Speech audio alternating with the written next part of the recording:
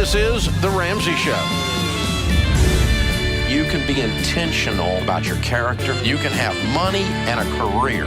You are the hero in your story. Live from the headquarters of Ramsey Solutions, it's The Ramsey Show, where debt is dumb, cash is king, and the paid-off home mortgage has taken the place of the BMW as the status symbol of choice. I'm Dave Ramsey, your host. George Camel, Ramsey personality, host of The Fine Print on the Ramsey Networks, is my co-host today as we talk about your mental wellness, your relationships, your jobs, your careers, and your money. It's your life right here on The Ramsey Show. The phone number is 888-825-5225. Austin is in Springfield, Missouri to start off this particular hour. Hey, Austin, what's up? Hello, Dave. Nice to talk to you. You too. How can we help? My question is I'm 22 years old, and I'm wanting to start investing, and I'm wanting to know which platform I should use. Wise man. All right. So you're out of college, you're working? I did not go to college. I'm working. I actually own a construction and excavating business of my own. Way to go, man. That's incredible. Okay, so what's your income for the year? Household income? My income is around $45,000 a year. Mm-hmm. Cool. And I do own my house. It's completely paid off. Wow. What's that worth? My home appraised around $220,000. Way to go, man. Well, you're doing great already, right off the bat. You're killing it. Do you have any debt?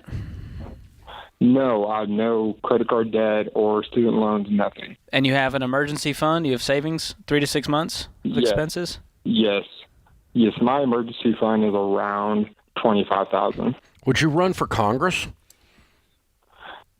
22 years old, you have your crap together more than any of them at the Island of Misfit Toys. I wish, but I got a lot of my information from you, Dave, obviously, and plus my family and my parents. They blessed me with a lot of knowledge and stuff, but no handouts, but a lot of knowledge, and I'm very grateful for that. Yeah, they raised a great kid, man. Well, let's talk about the investing side now. Have you invested at all in anything so far, or is this all new? No, sir. I have not started investing at all in any type of cryptocurrency or anything. All right. Well, here's what I would do if I were you in your shoes. I would be investing 15% of my income into retirement accounts. So things like a 401k, if you have access to that. I know you've got your own business, but you don't. So it may be a solo 401k or a SEP IRA for you. But IRAs and those kinds of retirement accounts is where I'd be putting that 15%. And you can put a lot of money in there if you're self-employed. Yeah, you can put $6,000 into just a simple Roth IRA. And that's a very easy transaction. And that would be pretty close to your 15% at this stage of the game. So what you do, just click on at RamseySolutions.com, just click on SmartVestor Pro, sit down with one of the people that we endorse for investing. We call them SmartVestor Pros. You're the SmartVestor. They're the pro that helps you do it. You're a smart investor, and you are. You qualify, dude. Well done. But they can set that up, and you can have it come directly out of your checking account monthly. If you want to break it down monthly, it'd be $500 a month. If you want to do it one time in a lump sum, you can do that. I'd recommend just setting up a monthly draft because I like getting smart things on autopilot, so I never have to think about them again. So I'm automatically smart. I like that. If you can automate smartness, I don't know, smartness is not a word. I'm not there yet. Well, I'll get there. Smartness, smart, whatever it is. That's what I do. Whatever it is, it falls that wisdom. We're going to just put it on autopilot, and where we automatically are smart. And I've always tried to do that. Trick myself into doing smart things. And you learn to live on whatever's left, and then you're really winning. Exactly. Well done, Austin. Sharon's in San Antonio. Hi, Sharon. Welcome to the Ramsey Show. Hey, guys. Dave, pleasure to speak with you. I appreciate your time. Thank you so much. I'm in a position where I'm able to pay off my ex-husband's house for him. Why? And I was wondering if you thought that would be a good idea. Well, it sounds weird. Who pays off their ex-husband's house? He's a really, really, really good man, and he deserves a break. He needs kind of a hand. up, and I just wanted to help him. So is George. Just send him the money. I will take it. A lot of good people out there you could give to. So that's some strange generosity. Yeah, that's different. Is that weird? I don't know. No, it's okay. It's. I mean, if you want to do it, I'm not mad at you. It's just, you have to admit it's highly unusual. Yeah. Like I don't think in 30 years I've ever gotten this call. Oh, okay. Yeah, I'm not trying to buy his affection. I don't want to get back together with him. He's just a good man. He was a So how much does he owe on his house? $135. And you have like extra $135,000 laying around. Yeah, I have $4.5 million in assets plus a trust fund that's $2 million. Okay. Okay. By the way, I'm working with one of your endorsed local providers here in San Antonio. Can I say his name? Sure. Jeff Whaling and the Whaling Wealth Team. Great. Fabulous. That's awesome. How long have you been divorced? We got divorced in 2016. We were married for 18 years. Okay. No children. All right. Where did you get all this money? Where'd all this money come from? My parents, and then they passed away, and my brother was sitting on it, and then he passed away in 2020, and then he did not have a will. So I had a heck of a mess on my hands. Yeah. So I had, excuse me, everything went to me. Mm-hmm. So that was So you're like what, 50? Million. You're 50-something years old? I'm 53 years old, yes, sir. And what do you do for a living? I have a part-time job. I do customer service over the phone for a company here in San Antonio. Okay. All right. Well, there's nothing legally wrong with this. There's nothing morally wrong with this. There's nothing mathematically wrong with this. You have the money. You won't even notice out of $5 million giving up $135,000. I think it's just, suffice it to say, it's just strange enough that from a relational standpoint or an emotional standpoint, you might want to talk this through with like your pastor. I'm not saying don't do it, but you have to admit that it's weird, and it's just, it is. And so if you want to go do it, that's fine. I don't know. Yeah, I mean, I guess I'd wonder his situation financially. Is he good at money management? Is this going to make him feel like he just got a free ticket? If he hasn't been handling his money well, you don't want to be enabling in that situation. But, I mean, it sounds like he's got a normal mortgage like a normal person, and she just wants to rid him of it. But I'm still taking a nice long pause before I cash the check. I just think of a whole lot of things I'd put in line in front of it if it was me doing it. But, you have a sweetheart, honey. There's no question about that. And it's your money, and you're not doing anything wrong. And even if it's unusual, it's okay to do it. This is The Ramsey Show.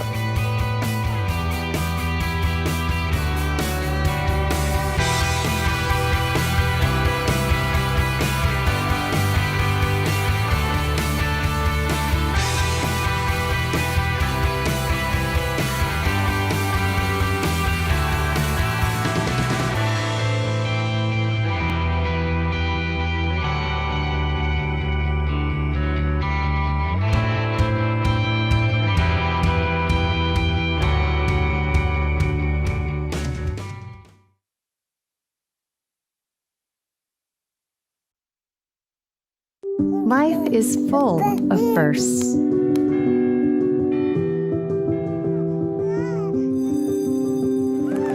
As the first and longest-serving Christian health cost-sharing ministry, CHM has shared medical expenses for its members since 1981. We believe you should have the freedom to focus on your health while being supported by a community of believers, giving you the opportunity to create many more firsts.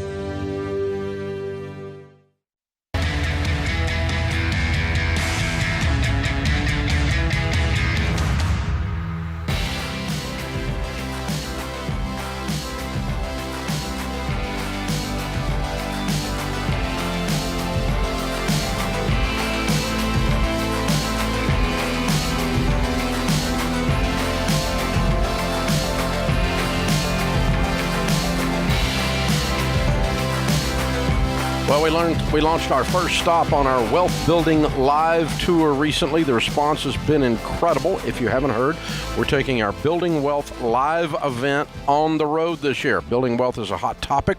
Everyone's got an opinion on how to build wealth, whether it's crypto or single stocks or zero down real estate, and then inflation has everybody freaking out. We're going to walk you through what's going on today and teach you how to build wealth really. The financial principles we teach are the only principles that work in prosperous times and in hard times. It's the quickest and surest way to become a baby steps millionaire. So we're taking this event on the road. We're going to see you live and in person. We can't wait. First stop, Orlando, Florida.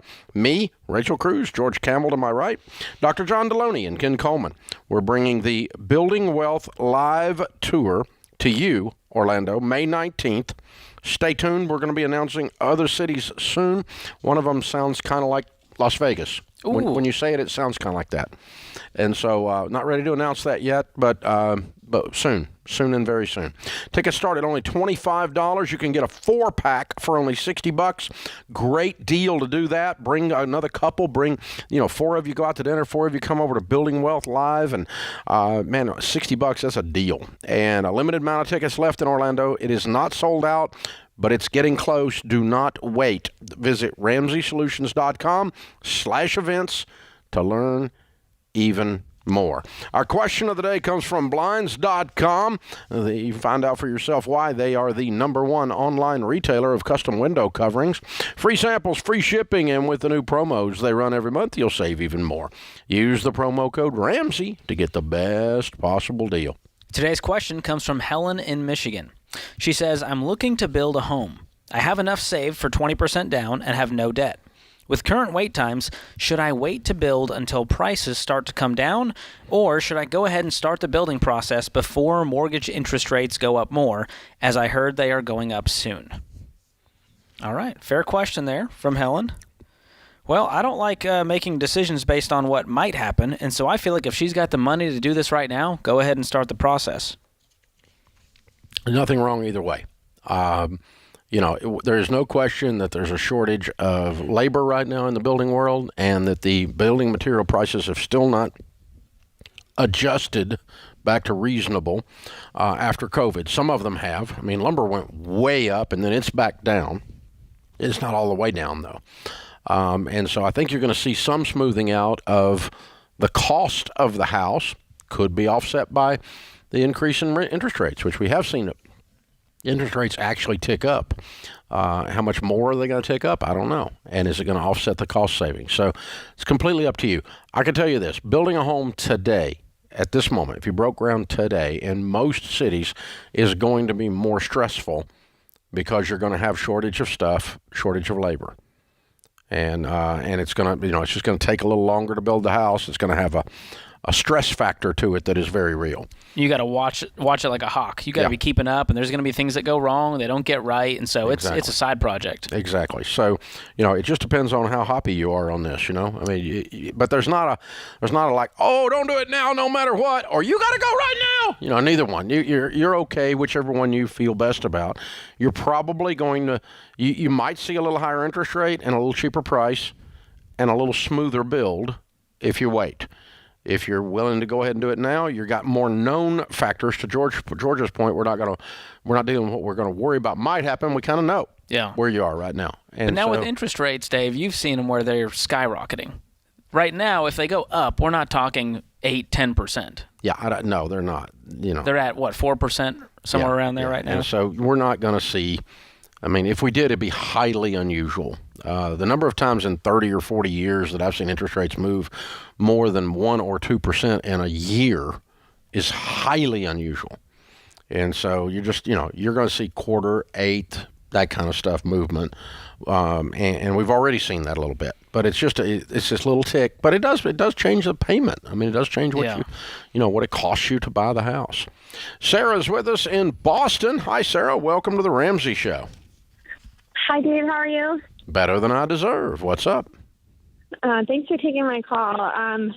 We had a situation come up yesterday. Started filing our taxes and realized that we made too much money for the Roth IRA contribution we did last year, which is not a bad problem, I guess. But I'm trying to figure out what to do with that money, whether we move it to a traditional or pull it back. We thought we were being smart last year and over-contributed beyond the 15% that you recommend. And so I'm wondering about pulling that back and putting it towards our mortgage. No, it's not necessary. Wouldn't do that? Did you do it through Okay. a SmartVestor Pro? We did not. Okay. Well, I mean, did you do it on your own, or did you have an investment advisor?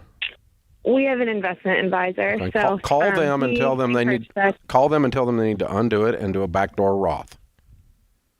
A backdoor Roth? Yeah, and what that is, Okay. they'll have to undo this contribution, and then you will open a new after-tax IRA, traditional after-tax IRA, and instantaneously roll it into a Roth. And you can do that regardless of your income. It still gets the money into a Roth, but it just you're going to have to do the two-step here to get it there. Is that different than a traditional IRA then? Yes. A traditional IRA is pre-tax and grows tax deferred with taxes on it. A Roth does not grow. It is not pre-tax. It's after tax, and it grows without taxes. So what the traditional after-tax IRA is just like a Roth. You're putting the money in after tax, but then you can roll a traditional to a Roth regardless of your income. Okay. And that's what you're doing. So you're just using it's called a backdoor Roth, and your advisor can help you do that without any trouble at all. Yep, no need to freak out. We can undo this mistake, luckily, and it's a great option. And people are worried that it could go away, but for now, it's here. And so it's a great option to take advantage of to legally get into that Roth regardless of income. I do them every year, as long as I can, for Sharon and I. And if you make over $200,000, you don't qualify for a Roth, married, filing jointly. And so that's where you are. All right, open phones at 888-825-5225. Laura is in Ann Arbor, Michigan. Hi, Laura. Welcome to the Ramsey Show. Hi, thank you so much for having me, Dave. Sure. What's up? So my husband and I are debt-free, and we just finished saving up a long-term emergency fund. And we're getting ready to move to a different state, so we won't be around Ann Arbor anymore. But what we're kind of wondering is, normally we would be moving on to baby step number 4, right? Mm-hmm. But our question is we have been renting, and we would love to buy a house, and we're kind of wondering where that all fits in together. Well, that would be in baby step 3B. And so once people have that emergency fund in place, there's a few ways you can go. Some people go ahead and start investing 15% and save for the down payment. Some people, if you can save up the down payment within about 2 years or so, you can just pause investing altogether to get that down payment saved up really fast. And then some people do a mix. Maybe you invest up to the match, and then the rest is going towards the down payment until we get the house. So there's a lot of options you can do there. It depends on your urgency of needing to get into this house and when you can financially do that with your income. Mm-hmm. So does that change, like, if we want to save up to pay cash for a house? I mean, it's going to take longer. How quickly could you save up and pay cash? How many years? Not really sure. I just don't want you to save up for 8 years and not invest because you're saving up to pay cash for a house. We want to begin investing as soon as possible. 2 years is about my emotional limit. Yeah, and that's kind of where our question is, because we're both 30 now. Yeah, you're fine. Some people take a little time off, like George is saying, and build up their down payment. And if you want to do that, it fits right in our baby steps. We have had people do it, and so we gave it a name. We called it baby step 3B. Baby step 3 is the emergency funds in place. Then before we go on to 4, we're going to temporarily sit here in the middle and save up a good down payment. And that's all you're doing, and you can do that. This is the Ramsey Show.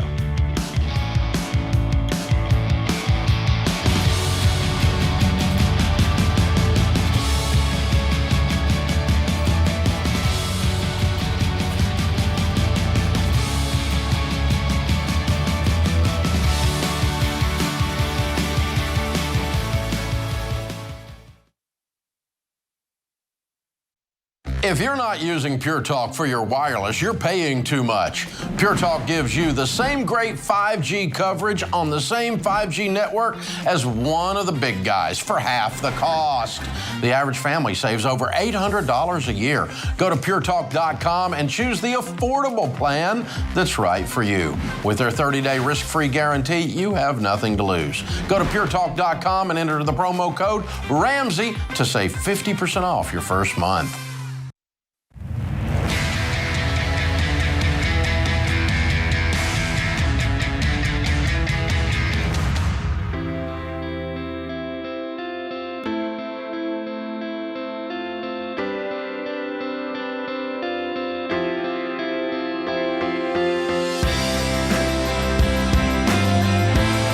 In the lobby of Ramsey Solutions on the debt-free stage, Matthew and Vanessa are with us. Hey guys, how are you?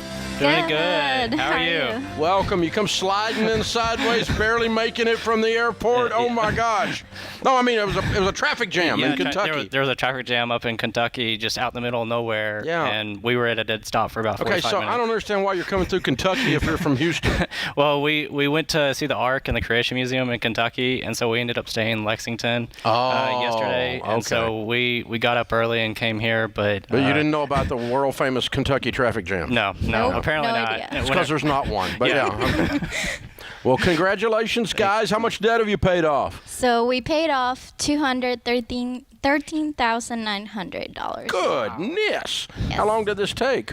58 months. 5'8"? 5'8". 58 months. Yes. And your range of income during that time? So we started this journey separately before we were married, and so my income was around $36,000. Hers was around $10,000, and we got all the way up to about $125,000, and we're back down to about $114,000. Cool. What do y'all do for a living? I'm a GIS analyst. And I'm an accountant. Very good. So this is a 5-year deal here. How long have you been married? We've been married about 3.5 years. Okay. So what was the debt? What was the $214,000? So 50,000 was our student loans, and then the rest is our mortgage. You paid off your house? Yes. Looking at weird people. You're strange. I love you. How old are you two? I'm 30. I'm 28. And you have a paid-for house. That's so weird. It's unbelievable. What's the house worth? It's worth about $250 right now. And it's yours. Yes. Yes, sir. I love it. Yeah, baby. Wow. What in the world inspired you to do this at your young age? This is amazing. I heard about you in college, but I didn't really start following you until I got my first big boy job. Because I just didn't make enough income. But honestly, whenever I first started, I just didn't want to be homeless. So just paying my bills basically, and then I just kind of got inspired by hearing all these people paid off their mortgage. And so before we were married, I set a goal for us to, for whenever we bought a house, to pay it off by the time I was 35, but we obviously blew that goal out the window. So yeah. So whose idea was it to not only tackle the student loans but the mortgage too? It was mine. I'm a big Dave Ramsey nut, so. So if you go in, you're going all in. Yes, I'm all in or all out, and so this plan fit me perfectly, especially since I'm just a gifted saver. And I just love being able to see that bank account grow, and so having no debt is obviously the key to becoming wealthy. So yeah, way to go. So Vanessa, he told you this is what he's, this is how I roll. What'd you say? I was a little hesitant at first. Yeah. I was like, are you sure? And then as we went on and we paid my student loans off, I was like, maybe we can do this. I can see it now. Yeah. So I'm curious, you guys did all of this in your 20s. Most people in their 20s say, well, Dave Ramsey's playing me. I'm not going to have a life. I'm going to miss out on my entire life. Do you feel like that, having done this? No, honestly. I mean, we still did like a trip to San Antonio, and then last year we went to, right before we paid the house off, we went to Daytona International Speedway because I'm a big NASCAR fan. And but we still went out to eat. I mean, we still hung out with friends, but we didn't just sit there and scrap lint the whole week and sit there and live on beans and rice. I mean, our budget bill, our grocery bill wasn't tremendously large, but we still did some things and still ate out. And like I said, we didn't just stay home all the time. So Dave Ramsey didn't scar your youth. No, That's good. no, Okay. no. He helped my youth. That's Thank amazing. you, George. Thank you. I've been redeemed. I want to sully your good I name. just want to make sure we get that out there for you people. That good for you guys. Way to go. You're incredible. How does it feel to be completely free? It's Unreal. Unreal, amazing. I mean, the sky is the limit right now on what we can do. We're already being able to bless people, and it's such a blessing to us. We're about to lead our 8th FPU class next week, and we've had a total of almost $230,000 paid off in all our classes at our church, and we're thrilled that we're going to be able to help people, and that we're going to be able to be outrageously generous. Wow. Way to go. What a you guys. testimonial now as you lead more classes and you go, we got to pay for a house. Wow. Yeah, that means because, there'll be some guy in there that thinks he's got it all together, and then they're looking at this guy, he's 30 years old with a paid-for house, so that kind of like is shut up, Yep. right? Yeah. Great testimony there. Very cool. Way to go, you guys. Woo! What do you tell people the key to getting out of debt is? Beanie Babies and Pokemon cards. no, not really. Just He's been saving that one up. While he was sitting in traffic, he dreamed that He joke actually, up. he actually mentioned it whenever we were in traffic. He's practicing his lines. I just had to stick that one in there, Dave. I know. I could tell. But no, I think just perseverance and just having a vision beyond just Friday. It's totally worth it, and that people definitely need to get on this plan, even if it means sacrificing 2 or 3 years of your life to do it. Like I said, it's just totally worth it. I don't even know how to explain it. Whenever we paid the mortgage off. It was. I just wanted to jump all the way to Mars. I feel like I could defy gravity at that point. But knowing that our kids aren't going to have any debt in the future is tremendous, because that was one of the goals of ours, was to have no debt whenever we had kids. Mom, Dad, we're not pregnant. I'm sorry. But just being able to change our family tree and be able to be generous to whoever needs it at that time, and that we're going to be able to spread God's work because we're completely debt free, and that we're financially stable. Well, way to go, you guys. Very cool. Very cool. Good work. Good work. Well, we've got a copy of Baby Steps Millionaires for you. That is definitely the next chapter in your story. You're heading that direction very, very quickly.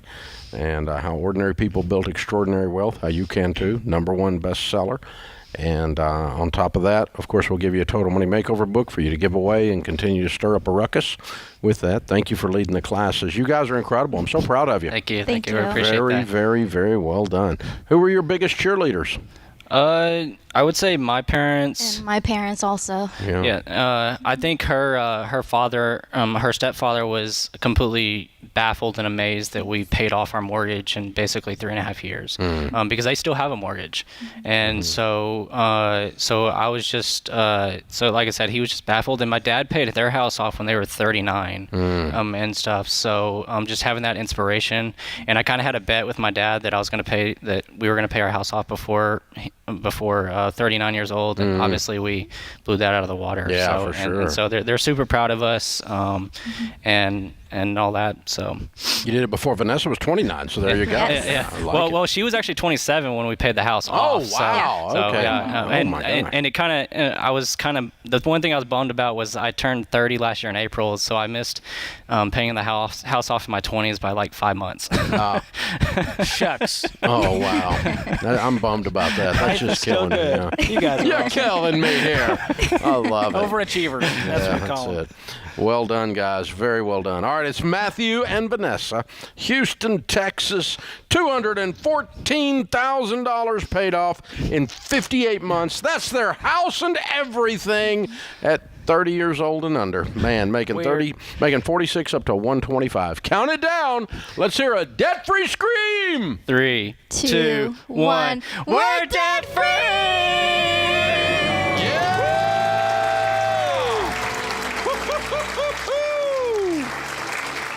There is hope, Dave. There's hope. No, there is. I tell you what, you take a house payment, $2,000, $2,500, put that in a growth stock mutual fund from 30 to 60. Whew, you're going to have a lot of millions. A lot of millions just from the house payment alone. Yeah. This is The Ramsey Show.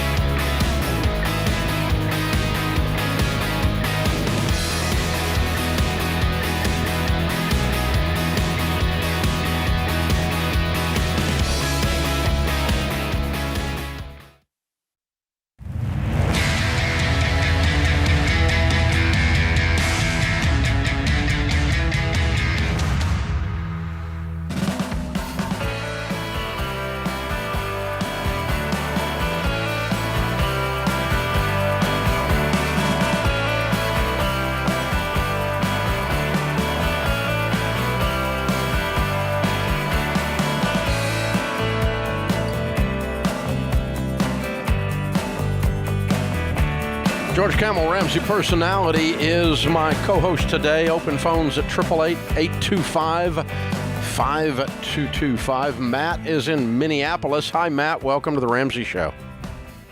Hi, Dave. Thanks for having me on. Sure. What's up? Well, my wife and I finished baby step 2 last June, and we currently had sold our house now this past November. My wife had a calling and works at our church, and through that, we just decided the best plan for our budget was to sell our house. We're currently renting, looking for a little bit of a downsize. We did have a net gain of $190,000 off of the sale of our house, and my wife and I also have some traditional 401ks from previous jobs that we had in the amount of just under $200,000. Wondering if it makes sense to take some of that profit that we have from the sale of our house and roll those into a Roth. No, not until you get a house purchased and have it paid for. Okay. Because what you're doing is creating a tax bill that you're paying with money that you would use to put a larger down payment on the house and thereby getting you out of debt faster on the house.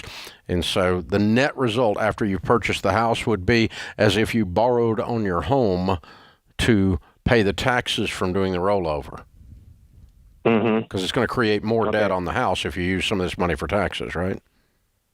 Yep. Yeah. So that makes sense. Yeah, I don't want to do that. I do want people to roll to IRA or to Roths as you get into baby step 7 and can find extra cash to do it. So I've converted everything into Roth years ago, and paid those taxes. And I convert even the match. Any of you that get a match, it's not allowed. If you have a Roth 401k like we do, I do a Roth 401k for myself at my company. The match by law cannot be in Roth, and so it's traditional. But once a year, I go ahead and roll it. At the end of the year, all of the match over into the Roth portion and pay the taxes on it. I create a tax bill to keep moving it that way. But I've got the extra cash after being 100% debt-free in baby step 7, which is where I'd want you to do this. Yeah, so this $190,000 would then become, sounds like your down payment on your next house. I put as much down as possible to get it paid off as early as possible. Yes. And then continue to invest 15% of your income aside from that into retirement. Yeah, and then get the house paid off. And once it's paid off, then we'll do this. It's a wise decision, just wrong timing. Yeah, very, very good. And it's a good question. Yeah. I like the question. Donna's in Hartford, Connecticut. Hey, Donna, what's up? Hey, Dave. Thanks for taking my call. Sure. So my question is really surrounding whether or not to look into long-term care insurance. How old are you? I'm 59. My husband's 57. Oh, okay. Basically, our health care coverage when we retire at 65 or 67 will be great. It's government-sponsored after Medicare. And our income, not including investments at 65 or 67 going forward, is going to be about $100 a year. And how much will you have in your nest egg? Pardon? How much will you have in your nest egg? Currently in investments, we have $1 million. By then, I would say $1.5 million. Yeah.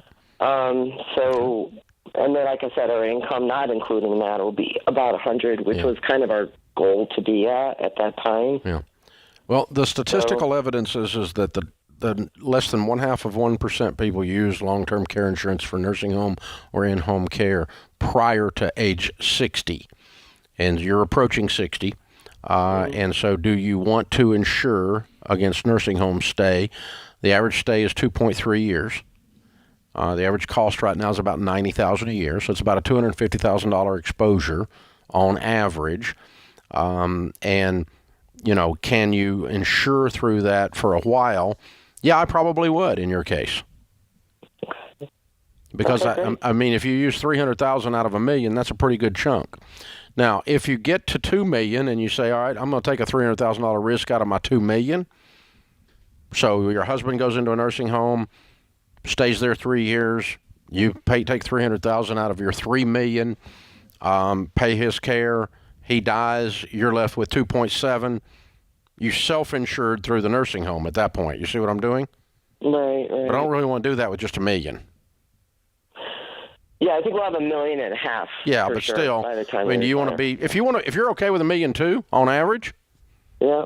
It might be longer, it might be less, but 75% of the ladies outlive their husbands. True. And so... And I don't even know how much it costs. I've heard it's ridiculous, and they cancel on you. The long-term care insurance?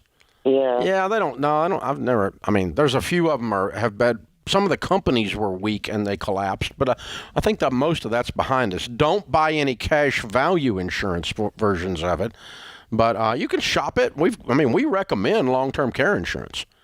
And I probably would look at it in your case until you get up above a couple $1 million and then drop it. Right. So you might keep it like 3 or 4 years or something and then drop it and self-insure after that point. But just check long-term care ELP, endorsed local provider at RamseySolutions.com. You'll find the people we recommend. They're a broker. They'll shop among different companies, explain it to you, help you get the right coverage. You don't need to buy it until you're 60, but you're coming up on it pretty quick here. So you can start learning about it, shopping it, being ready. Get ready to budget for it. Yeah, and it's doable. I mean, you got the money either way. It's not going to take you out. The ones that concern me the most out there, George, are the ones that have $300,000. You got no money in retirement. Papa goes in the nursing home, scrambles that nest egg. You have scrambled eggs, right? I mean, you got nothing left. Crack and scramble the nest egg, and that 300 is wiped out. And you're broke. And he dies, and she's left broke. And nursing home, the nursing home, his care used up what they had. And so in a situation like that, it's just absolutely vital that you get long-term care insurance. But I'm 61, I don't have it. But I've got... You're self-insured. I'm self-insured. You're okay to foot the bill. I think we can handle it. So... and Sharon will outlive you, you're thinking? I think that's pretty well assured. Okay. Because she's in great health. Yeah, well, on top of everything. All of our estate plan is predicated on me predeceasing her, so I'm kind of sleeping with one eye open. I think she has a plan. I'm kind of worried about it. Those must be fun family meetings. The Dave's Gonna Die meeting. Matt's in Rochester, New York. Hey, Matt, welcome to the show. Hey, how are you guys doing today? Great, man. What's up? So I'm 23 years old, and I've been investing in both 403B and then my Roth IRA. And since listening to you guys, I've been learning about the rollover Roth IRAs, and I was just wondering if that's a route I should do when I'm this young. So it's kind of a question about that. A rollover Roth, there's no such thing unless you're rolling an old IRA into a Roth. So you can only roll a traditional IRA into a Roth IRA? Correct. Or you could roll one Roth into another Roth. I mean, you can move the money around, but there's no such thing. Can you roll what? Can I roll my 403B into a Roth IRA? Yes. So, would you recommend doing that since I'm young? No, because it's going to create taxes. Okay. I mean, if you move $10,000 over there, you're creating a $3,000 tax bill. Would that save me in more taxes come long term, since in the Roth it could grow tax-free and come out tax-free? Yes, which is why we recommend a Roth instead of traditional. But you paying taxes while you've got probably some other goals. I'm guessing you're going to pay off some debt, have an emergency fund in place, pay off your house. You need to do those things first, right, George? Yeah. Are you in debt right now? I'm guessing he's not. Probably, yeah. Okay. But yeah, that would be the order to do it. Like we were talking with the other caller, we got to do this. Once we have a paid-for house, then we can afford the tax bill, and we have no other big financial goals in front of us other than to build wealth. Right. All of your future contributions, if your 403B offers a Roth 403B, I like that. Make your future contributions all Roth if you can. Everything you can do Roth now is good, but I'm not going to create tax bills while I still got debt on your house or anything else. And I'm guessing, based on your age, that you probably still have a few of those things. This is The Ramsey Show.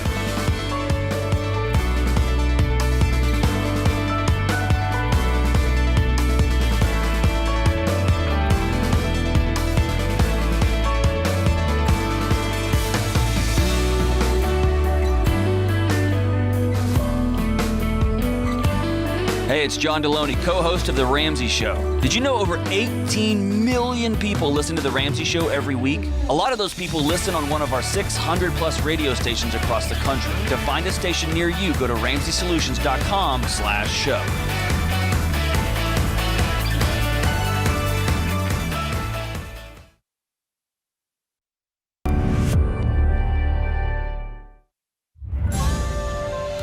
This is The Ramsey Show. You can be intentional about your character. You can have money and a career. You are the hero in your story. Live from the headquarters of Ramsey Solutions, it's The Ramsey Show, where debt is dumb, cash is king, and the paid-off home mortgage has taken the place of the BMW as the status symbol of choice. George Camel, Ramsey Personality, is my co-host today. If you haven't joined us in a while, we're the people that tell you to get on a budget so that you can live on less than you make, so that you can get out of debt, so that you can build an emergency fund. When you got your emergency fund, you can begin to build wealth. And when you build wealth, you can change your family tree. And when you change your family tree, you position yourself and your family to be outrageously generous. That's end game for everything we teach you. We want to set you up to be outrageously generous. The rest of this stuff is just a path that way. It's what we do. Joining me and George this hour is a good friend of ours, Scott Harrison. He's the founder and CEO of Charity Water, which is a nonprofit that has mobilized over 1 million donors around the world to fund over 28,000 water projects in 26 countries that serve more than 8.2 million people. This is a charity of scale. Water is a big deal. And, of course, this is the week when we had International Water Day, right, Scott? That was yesterday. Yesterday. Well, almost like we planned this or something. Who knew? I didn't. But, yeah, I'm glad we did it. Perfect stuff. So the whole clean drinking water thing is, in my mind, I mean, there's so much that nothing can happen until you start with that. Right? In a developing country. I mean, in any situation. But if you don't have water, you spend all your time and energy getting water, and you can't move on to any other parts of your life. It really starts there. It's such a basic, primal thing. That's right. And as we sit here, 771 million people don't have it. Wow. 1 in 10 people alive. So that's 2 Americas full of people living around the world that don't have that basic need met. And so they spend an inordinate amount of their day walking for it. Miles and miles and miles to get one pot to come back and then do it again tomorrow. Yeah. And it's the women and the girls that are, bearing this burden. I remember when I started, I came across a stat that 40 billion hours are wasted just by women in Africa walking for water. So you have an unrealized economy of time that could be turned into productive work, entrepreneurship, selling things at the market, leading families and communities, wasted 7 days a week walking for unsafe water, not even useful water. The organization is Charity Water. If you want to learn more about it and how you can give, charitywater.org/Dave. jump over there and you can find our portion of the site.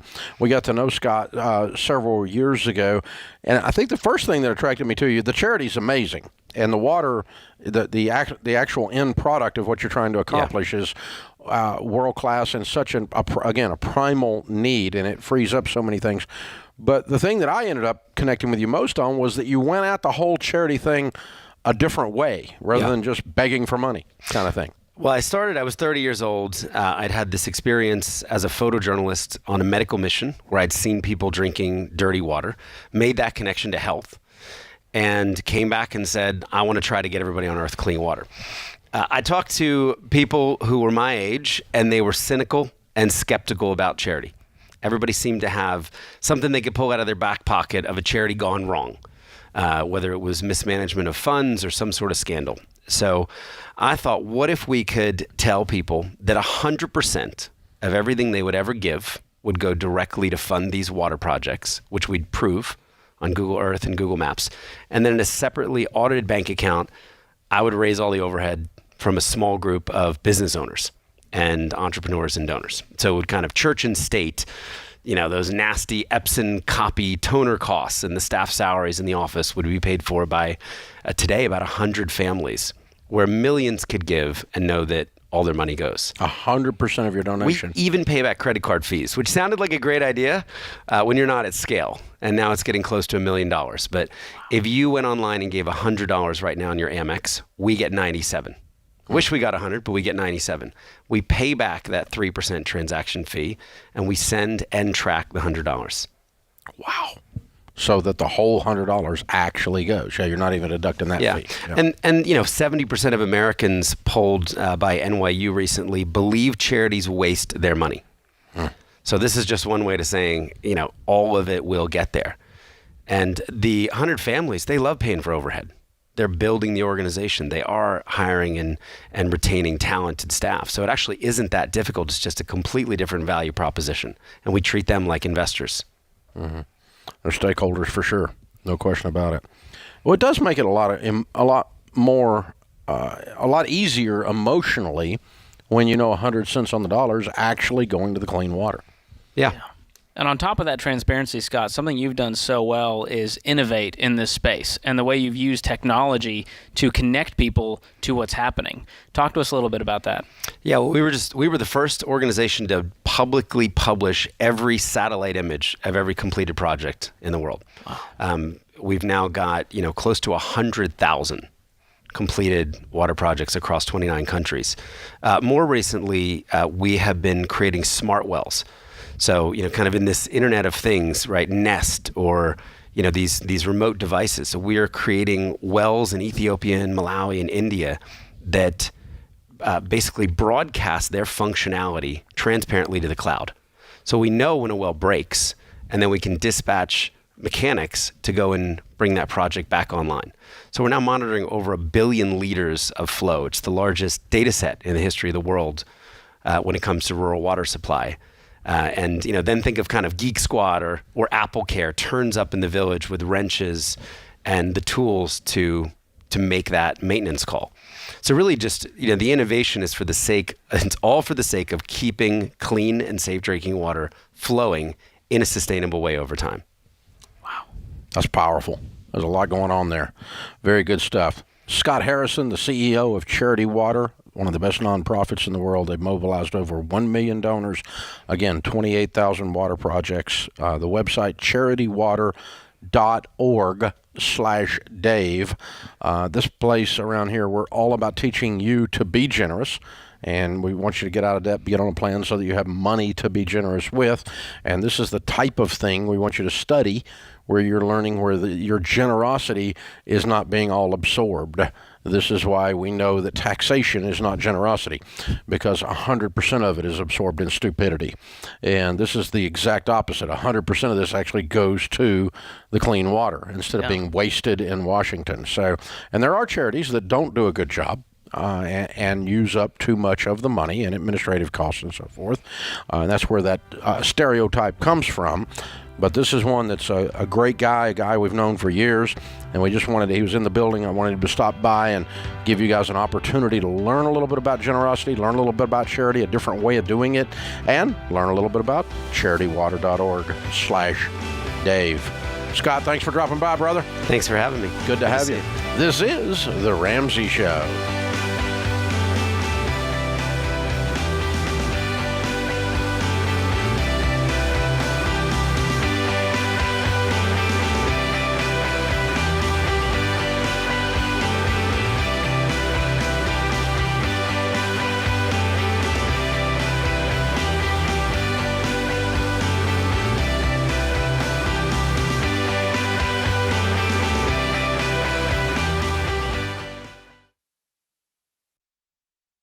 If you're considering a career in technology, I recommend Bethel Tech, and I'm not alone. Here's what Brendan said. Before Bethel Tech, I was driving Uber. Within 4 months of graduating, I got a job paying $60,000. About 2 years after that, I got a remote job that pays me $130,000, all thanks to what I learned at Bethel Tech. You could be next. Get started today at betheltech.net and get $1,000 to $2,500 off of your tuition. Again, it's betheltech.net/Ken Coleman.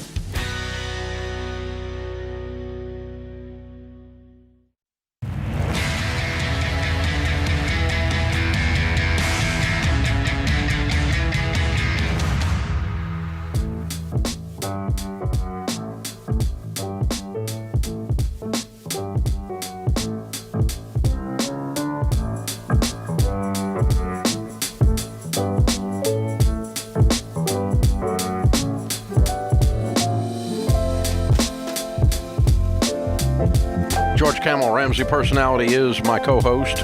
Over the last 30 years, we've walked with millions of people to help them overcome their financial stress. We found money stress is just one of the ways we experience stress. People struggle with anxiety, loneliness, stress, all kinds of mental wellness issues. Here's the good news. Dr. John Deloney, Ramsey Personality, has a new book available for pre-order right now called Own Your Past, Change Your Future, and it is selling like crazy. Everyone wants and needs to know about Dr. John Deloney's book. It is a not-so-complicated approach to relationships, mental wellness, mental health. You're in for a treat. When you read Own Your Past, Change Your Future, you'll laugh, you may cry, you definitely will be challenged, and if you take the steps Dr. Deloney outlines, you will be transformed. Own Your Past, Change Your Future will show you how to deal with trauma, get connected in your community, heal relationships. Your mental health is really important. So when you pre-order today, we're going to give you free bonus items that include a month of free one-on-one therapy through our partners at BetterHelp. Who does that? That's all for getting a $20 book on pre-order. Well, you need to get it right now because the book's going to come out soon and the pre-order deal is going to be gone. So go to RamseySolutions.com, take advantage of this, and we'll be ready to roll. Patrick's with us in Springfield, Missouri. Hey, Patrick, welcome to the Ramsey Show. Hi, Dave. I am retired, and I have 10% of my retirement in gold and silver, bullion, and coin. And my question is, with the disruptions in the economy due to inflation, the Fed move, the Ukraine war, and possible conflict with China in the future, should I be invested in gold and silver? And if not, is there an alternative? Well, I'm 61, and I have a net worth of several $100 million. And I have zero invested in gold and silver. Tells me a lot. Okay. So, it's consistent. In other words, my advice is consistent with what I do. In the last 10 years, gold has averaged 3.6%, while the stock market has averaged almost 12%.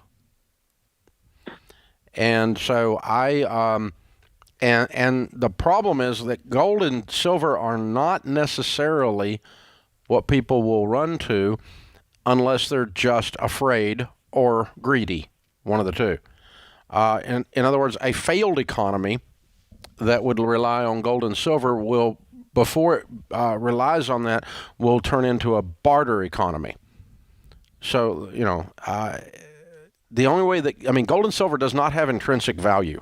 It has absolutely no value except what someone else will pay you for it.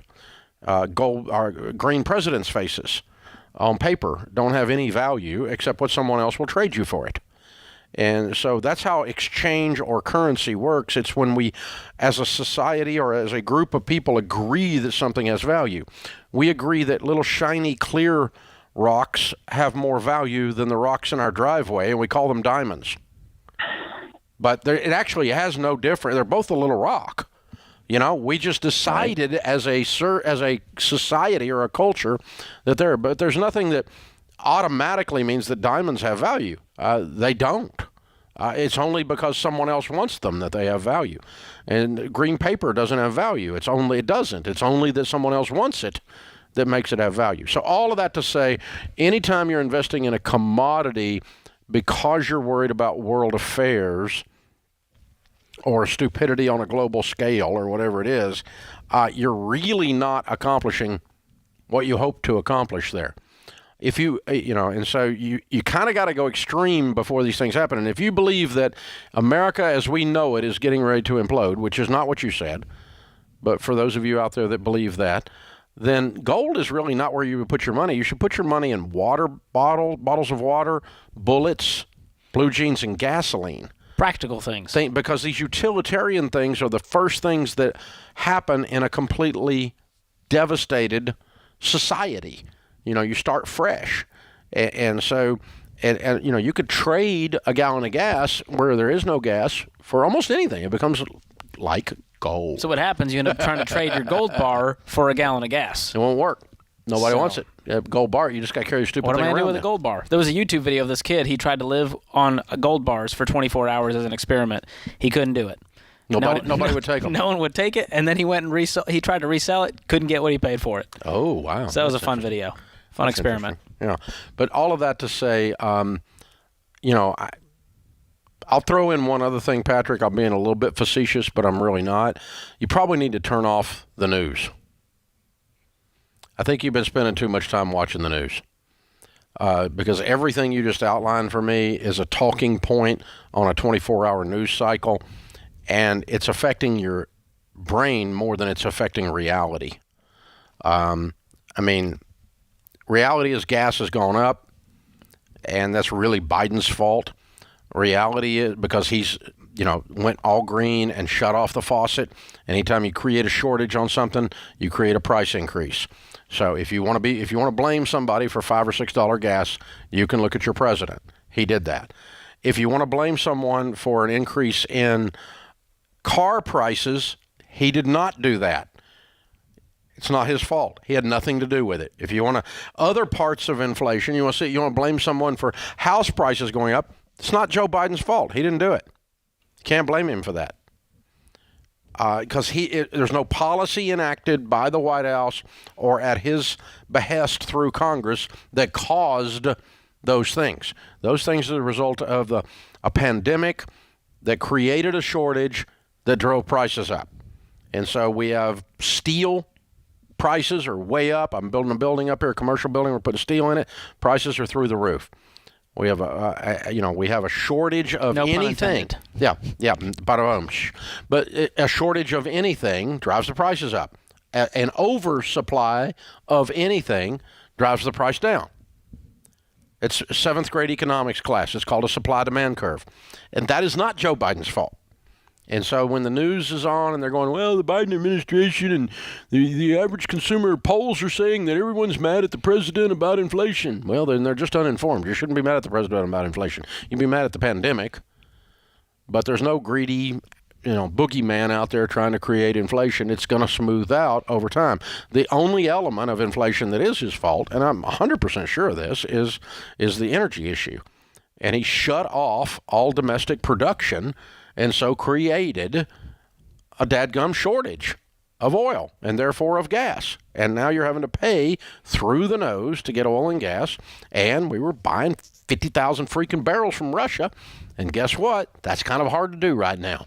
So, again, all in the name of being green And so George could plug his car in. That's right. Thank you, Dave. Yeah, we want Appreciate George to that. be able to plug his car in. It's important that your toy car can be plugged in. There's shots have been fired, guys, That's just it. so you all know. It just But listen, happened. Dave, aside from that, here's what's interesting. You can build incredible wealth and never turn on the news.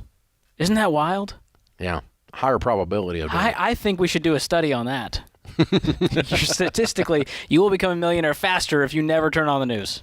Well, Boom. I do know this. I do know that my stress level goes down. Yes. My tendency to rage at something that has nothing to do with anything goes down. Well, they're getting better at writing these headlines. It makes you click. It makes you angry.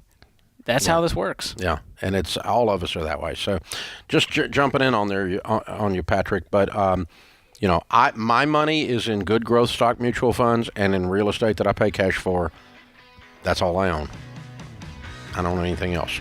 So sell all that off and put it in mutual funds. You'll be better off in the long run. Man, I'm unusually heavy in real estate, but it's because I'm a real estate guy. I got my real estate license in 1978.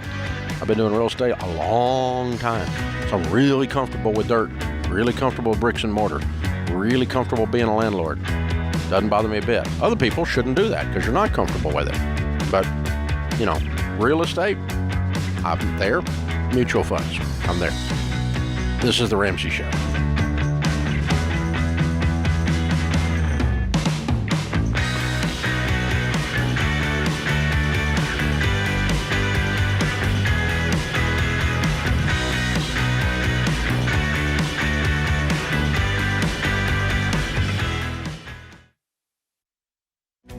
If you're looking for ways to update your home without blowing the budget, I've got it. For years, I've been telling you about our friends at Blinds.com. Blinds.com makes it simple to shop top quality blinds, shades, and interior shutters from home with easy online ordering and free shipping. With Blinds.com, there's no need to renovate your entire home. Just change out what's on your windows with upscale choices like faux wood blinds, cellular, and roller shades, or even outdoor shades. Plus, Blinds.com guarantees the perfect fit, whether you do it yourself or you have them measure and install everything for you. Shop their latest looks and see how much you can save at Blinds.com today. The easy and affordable way to make your home more beautiful is Blinds.com.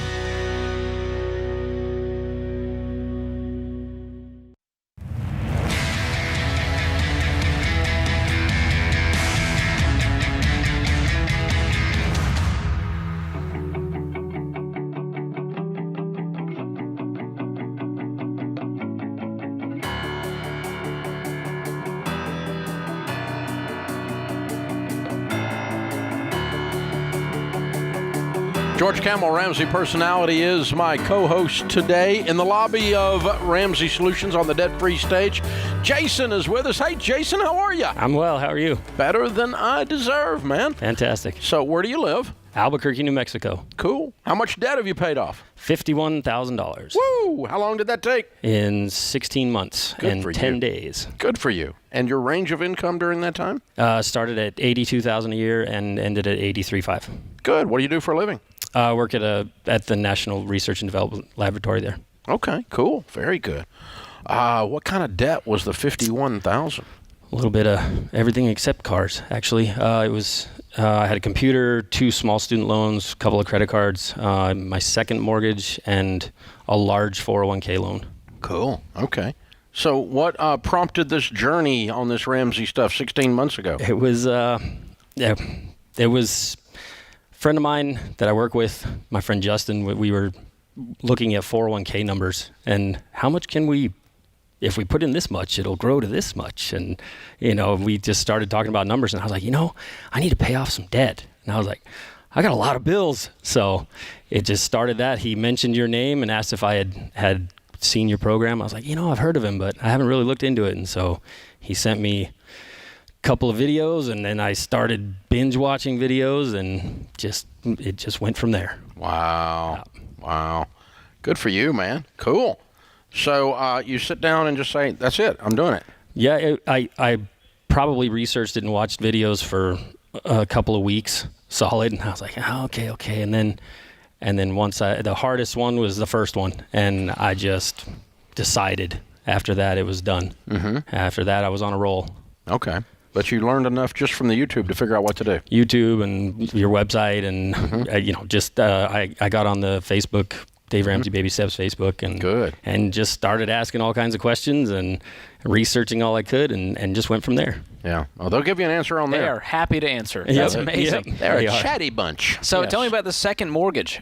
Second mortgage, it was a cash out, and the money went toward, Who knows what? Who knows? Who knows?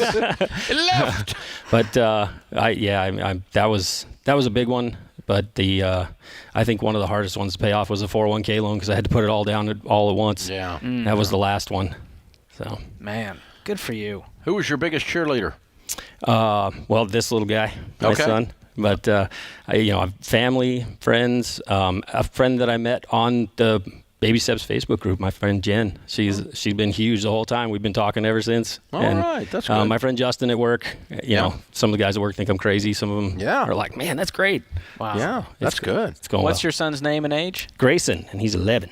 Man. Grayson's 11. And he was encouraging you the whole time. Going, Yep. You got this, Dad. Yep.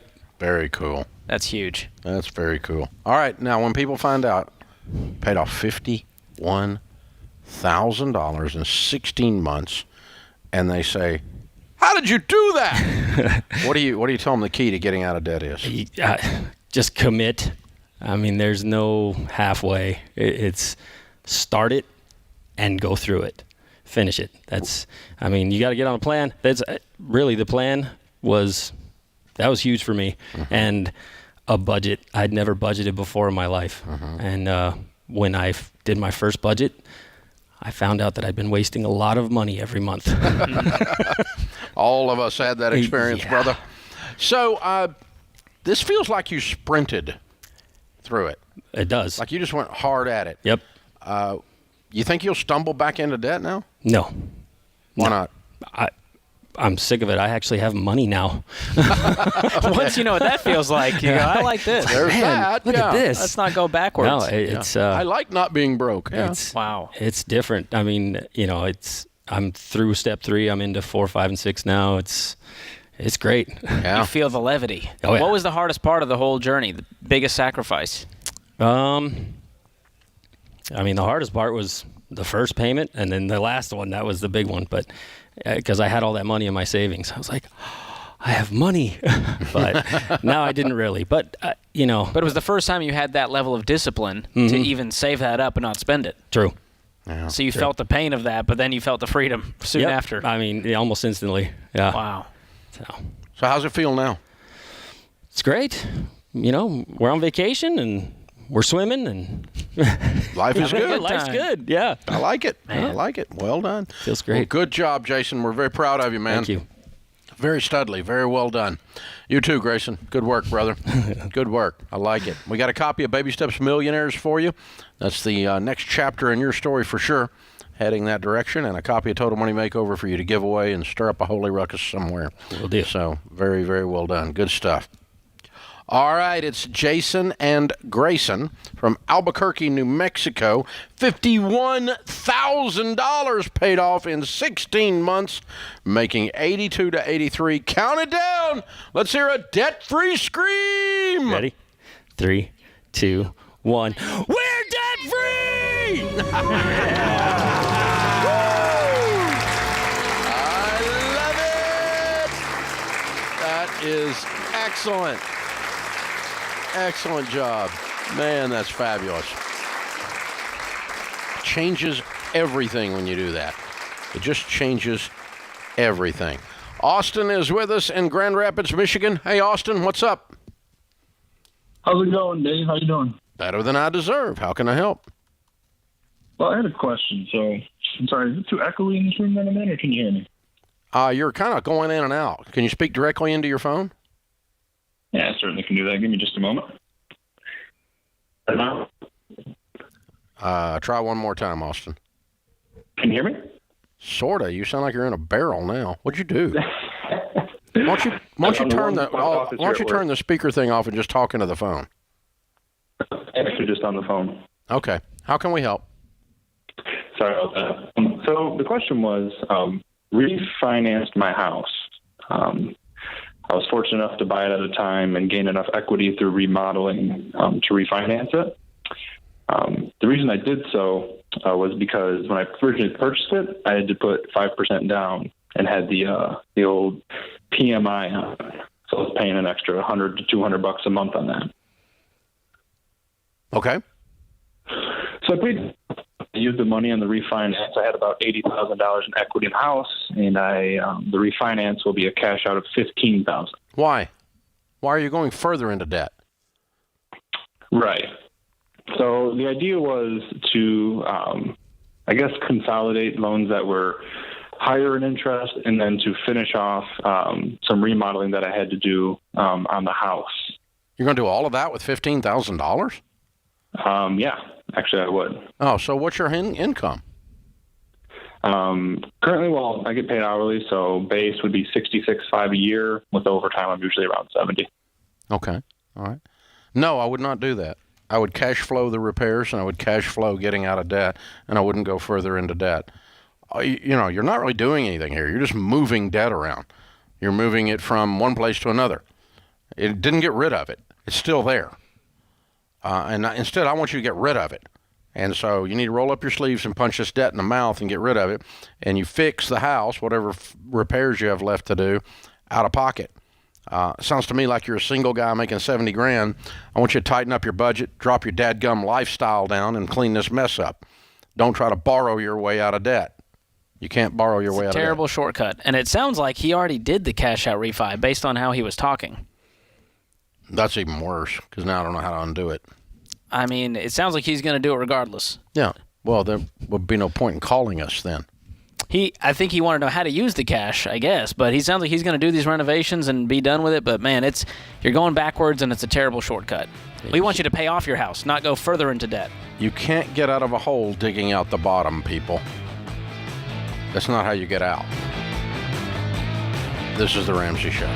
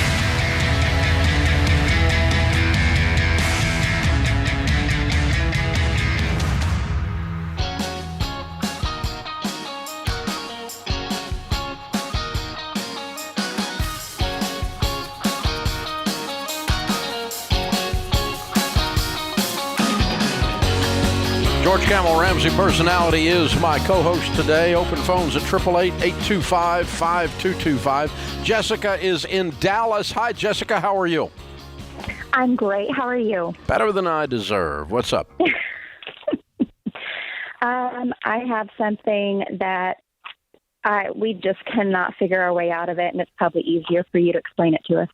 We have bought a house about 3 years ago, decided on installing solar panels, adding to the debt, and we do not make but maybe $3,100 a month after child support. We do not know which way is up. We do not know how to make ends meet. I've tried to start a stay-at-home business while I stay at home with my son, and we are just upside down on a lot of things. What do you owe on the solar panels? They were just installed last year, so that's about $30,000. And what do you owe on your house? We owe about $197,000. Mm-hmm. Okay, what's your house worth? Per open door, it's worth about $300,000. Okay. What other debt have you got? We have about $15,000 in credit card debt because we tried to make remodeling things happen when we bought the house. Mm-hmm. That didn't work. Mm-hmm. So of course I don't want to resent. How much do you owe on your cars? my stepdaughter. We don't owe anything on cars. We're renting to own from a friend of ours, but we may likely just have to give them back the car. Mm-hmm. So you have 2 cars? We actually have 3 cars. One was gifted to us, so there's no reason to have the third. So that's why we might just give it back. Mm-hmm. Okay, so you have one that's paid for, or you have 2 that's paid for, and one that's rent to own. Correct. Yeah, give it back today. Yeah, you're right. You're today? right. No, I'm not kidding. It was not a joke. No, you're right. Today. No, yeah. We just discussed that this morning before I gave you a call. Okay. Aside from that, like I said, I'm doing everything I can. $3,000 take-home pay. $3,000. And how many kids have you got? We have 1 child at home, and then my stepdaughter. And then your stepdaughter. Your stepdaughter is not at home. You mean you have partial custody with her? Partial, yes. Okay. All right. I see. And how old's your baby that's at home? He's 3. Okay. All right. And your husband works outside the home, and you've been trying to do stuff from home? Yes, sir. Okay. How old are you guys? 30? That sounds nice. About 36. Okay. All right. Well, I knew you was right in there somewhere based on the mission note. So, okay. I know, so right. Let's back up a second and let's look at the whole thing. Okay. All right. There's like 4 things that jump out at me on these conversations so far. Okay. One is you guys have to lock arms and write down a pledge in blood that says, I'm going to quit buying crap I can't afford. Solar panels, renovations, anything ever, unless I can pay cash for it, I'm never buying it again. Agreed? Agreed. Because you have impulsed yourself into a corner. You're right. Unwise purchases have put you in a corner. Right. Okay. Now, that's thing 1 that jumps out at me. Thing 2 is then the 2 of you are going to sit down and also start a budget, and we're going to help you. I'm going to put you into Ramsey Plus, into Financial Peace University, and every dollar, if you promise me that you and your husband will do everything I teach you to do, you can turn this around. Oh, absolutely. Okay. I'm desperate. The other thing we're going to do is I'm going to send you a copy of Ken Coleman's book, From Paycheck to Purpose, so that both of you can begin to work on your careers, because neither one of you are maximizing your incomes. Correct. You can both make more money. Okay. And that would help. That would be amazing. Yeah. I mean, you should double your income, really, in the next year. Yeah. Between you being more effective at what you're doing from home and between him rethinking his whole career strategy. Absolutely. Okay. Absolutely. And lastly, you can have a whole lot of peace. Just breathe it in. That if none of that works, just sell the house. Yes. That was what I jumped to at first. Yeah, and it clears everything. You're 100% debt-free, get you a little rental, you and your little 3-year-old, and you guys restart fresh. All your mistakes are covered by the equity in the sale of the house. You get a fresh start. I'd rather you didn't do that.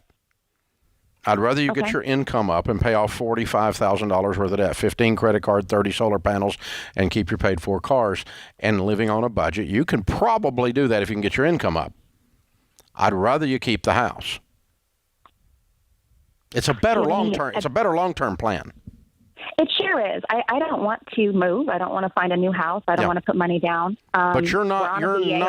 You're not so far in the corner that you can't get out. Right. Because we can always play this card if we get cornered. Right. Sell the house. True. That's our last chance. So what I always do is this. Here's what I'm doing with you, and I do it with myself. And George, we talk about this a lot in financial coaching as well.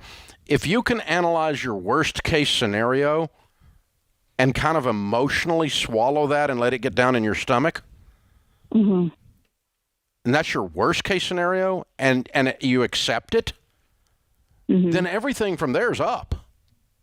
Yeah, everything's easier after that. Yeah, so I know I would cry a little, but I could sell the house and this whole thing would be over. And so really at that point, any other thing I try is a better plan. Right. You know, so okay, you're What do okay. you In other do words, with the solar panels? Jessica, you're okay. Breathe. You're okay. You're just behind. You're in a Monopoly game, and you're not winning right now. And you need to go around and pass go and collect $200. You know. You're at baby step 0, where we decide that we're not going further into debt. We're going to stop digging this hole. That's a big deal. And then we've got to start baby step 1 and 2 and start paying off the debt. And you can do this. I mean, this is not an emergency scenario. It feels like your back is against the wall, but it's just because you can't see the forest from the trees right now. Well, you have absolutely no idea where what little money is coming in is going. You're so freaking chaotic and out of control right now that when you sit down and actually start doing a budget, that's also going to give you a sense of power. Fabulous. That sounds wonderful. And so you're it's not going to fix everything tomorrow, but you're going to go, oh, crap, we really can. Because George and I have done enough budgets that we can look at these numbers and go, I could do that. You can do that. You can do that. But yours is so frazzled and it's going off in 46,000 directions that it's hard for you to go. I mean, we actually have more belief in your situation than you do at this moment. You sure do. You really talk it And out Jessica, really please well. turn off every screen in your house, because there's going to be another infomercial selling you on another thing and more solar and credit cards. Just turn off the screens and get real focused on this debt. You can do this. Okay, so I'm going to send you. I'm going to send you the tools to do it. I'm going to send you the tools to do it. Kelly's going to pick up. We're going to get you signed up for Financial Peace University and Ramsey Plus. It's going to give you the Every Dollar app. You get on. You and your husband sit down tonight. Put the kid to bed. Turn off all the TV. Sit down. Start working this budget. Turn that car back to that friend. Cut up your credit cards and start the class. And I'm also going to ship you Ken Coleman's book, because we're going to start having discussions about both of you making more money, which will solve this. But again, the career has kind of been running on default. Just whatever comes, that's what I do, instead of by plan. And anytime you run something by default, you're running at about 30% efficiency versus plan. Execution of a detailed long-term game plan will get you closer to 100% efficiency. But when you just let everything's just kind of been happening to y'all. And we're going to turn this around. You're going to start happening to it. That's right. Intentionality. And here's what's amazing about doing that budget. The first time you do it, you want to throw up because you realize how much money you've wasted. And you went, I thought we were spending $200 on food. And then you start to do a budget, get on a plan, start tracking it, slim things down, you feel that hope. That's what this is about. All right. So, Kelly, Paycheck to Purpose and Ramsey Plus, we're going to take care of you. Jessica, you called me back anytime you get scared. We will walk with you through this. We know you can do this if we can convince you to go do it. This is The Ramsey Show.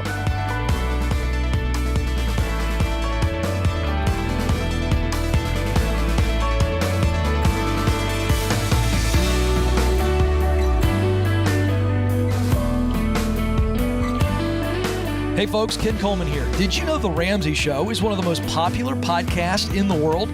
Get your daily dose of advice on life and money.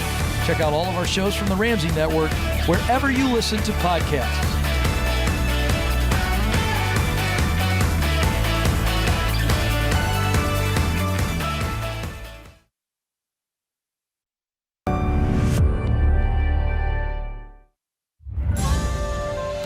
This is The Ramsey Show. You can be intentional about your character. You can have money and a career. You are the hero in your story.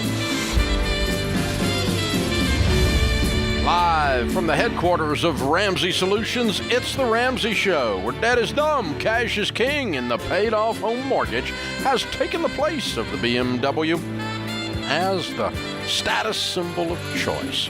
George Camel, Ramsey Personality, is my co-host this hour. This is a Baby Steps Millionaires theme hour. If you are a millionaire, we want to talk to you and find out how you did it. My 8th #1 best-selling book, Baby Steps Millionaires, came out in January. I was not really intending to write another book, but I kept running into people who had become millionaires, and I kept hearing all the hope stealers out there on social media and the hope stealers on the news broadcasts saying that America is dead and it's impossible for you to build wealth out there now. And yet I was meeting people who had done it everywhere, so I knew the hope stealers were lying. Hope stealers generally are liars, but we have proven it now time and time again. it evolved into me jumping on the air here and starting to take calls from millionaires, learning from them how they did it. That led us into the largest study of millionaires ever done in North America, airtight research that Ramsey Research did. It led into Chris Hogan, Ramsey personality at that time, doing a book called Everyday Millionaires that was a best-selling book. And then my follow-up book is about the baby steps millionaires, the ones who did it following the baby steps, like the guy we met just a few minutes ago at one of the breaks who said he had a net worth of tens of millions of dollars, and he'd done it all following the baby steps, and they were out traveling America, enjoying it right now. And he was not 92 years old. He was not 30, but he was not 92, and he's out enjoying his money. So a millionaire, George, the definition of a millionaire is an accounting function. Yeah, this comes down to net worth, what you own minus what you owe. So if you've got a paid-for house of $500,000 and you have $500,000 in your 401k, by definition, you are a millionaire. No.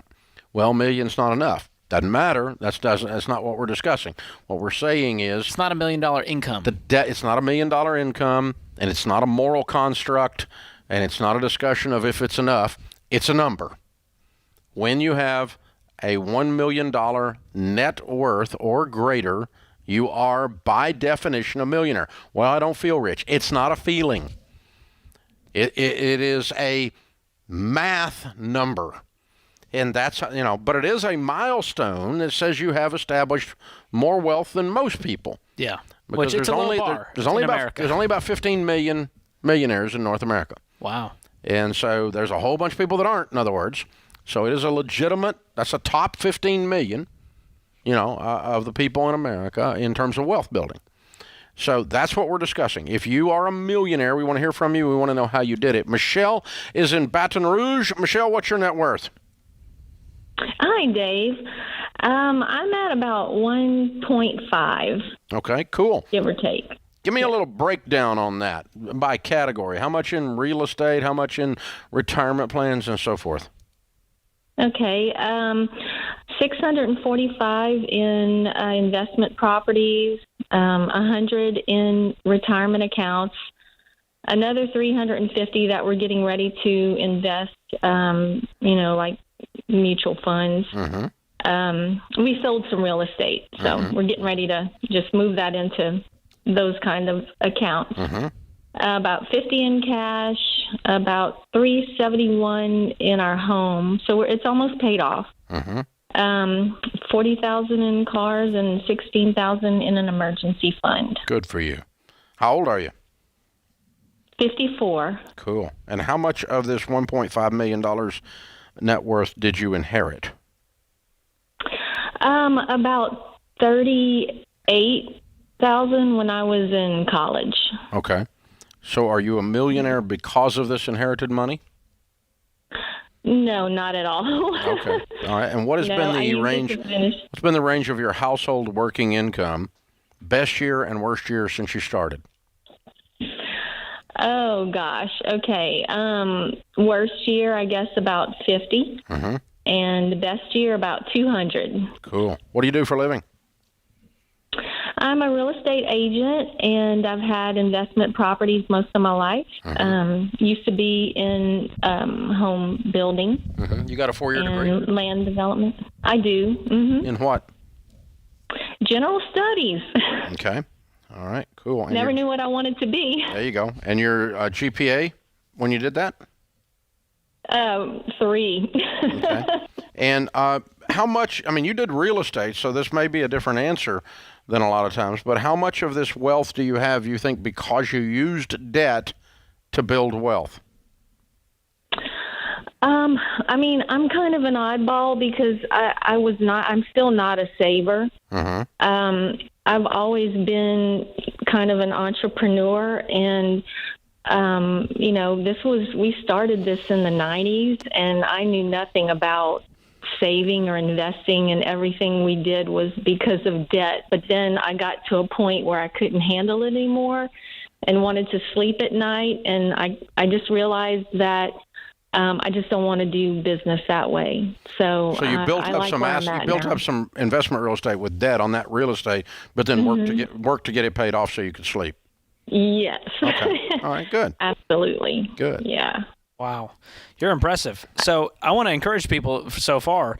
You have a general studies degree with a 3.0 GPA, and you only inherited $38,000, and you have $1.5 million net worth at 54 years old. Not even close to retirement age. Are you still working as a real estate agent? I am. Yes. Awesome. Very cool. Wow. What advice would you give the? What advice would you give the 25-year-old version of you that's listening right now? Oh gosh. Okay. If I had had you back then, I would have done so much better. I try to instill in my kids. You know, they both graduated from college debt free, so that's amazing. To read books and learn about finance, and you don't have to live like all the other people that you see driving down the road. You know, I just have a lot. I feel blessed, and I mean, I live in a town where there are a lot of wealthy people, and it's just you have to kind of look past that. Just be yourself and educate yourself on finance. You think it's still possible today to start from nothing and be a millionaire in America?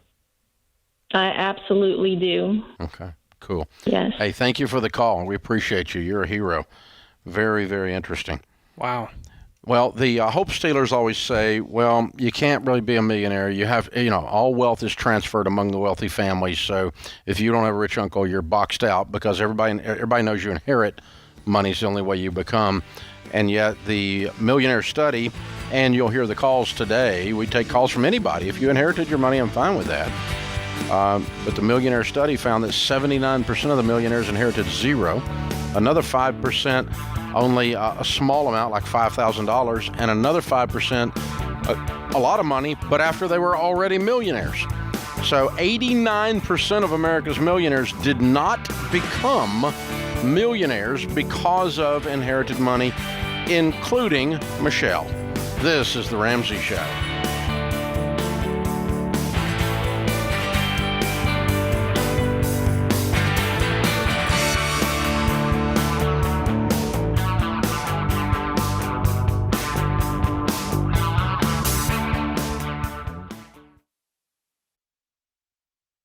Chaos. That's what it can feel like when your business is growing so fast you've outgrown your financial and accounting software. The faster you grow, the more likely you are to lose control of the numbers. And here's the reality. If you don't know your numbers, you don't know your business. That's why we use NetSuite by Oracle, the #1 cloud financial system. Over 28,000 companies use NetSuite by Oracle, including Ramsey Solutions, because NetSuite gives us a single view of everything we need to make daily decisions. Whether you're making a few million to hundreds of millions a year, NetSuite gives you the visibility and control of the things you need to grow, like your financials, inventory, HR, planning, budgeting, and more, all in one dashboard. Go to netsuite.com/Ramsey right now to get their free white paper. Jumpstart your CFO career.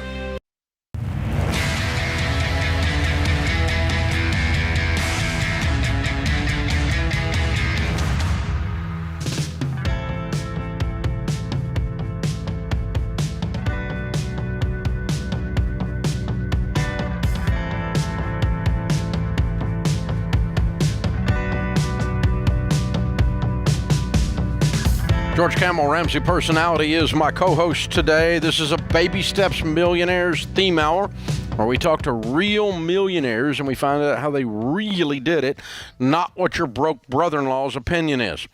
You hear me say it all the time. Everyone needs a will, and it's true. It's a basic adult responsibility, and there's no good excuse to not have a will.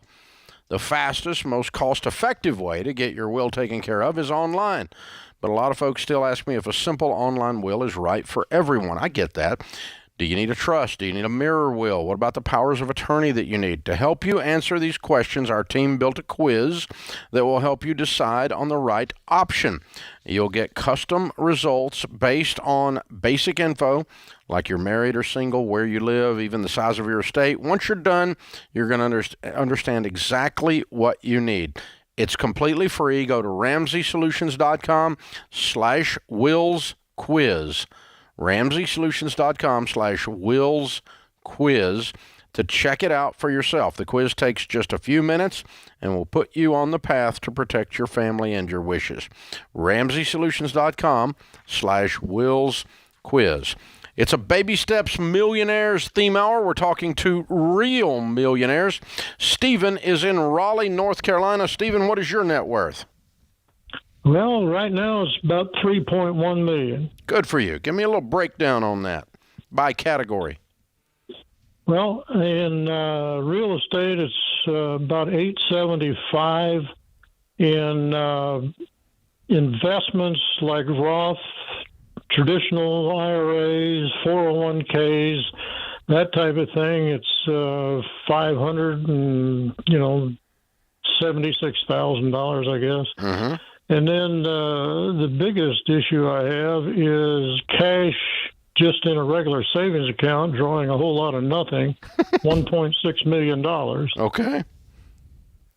All right. Why all the cash?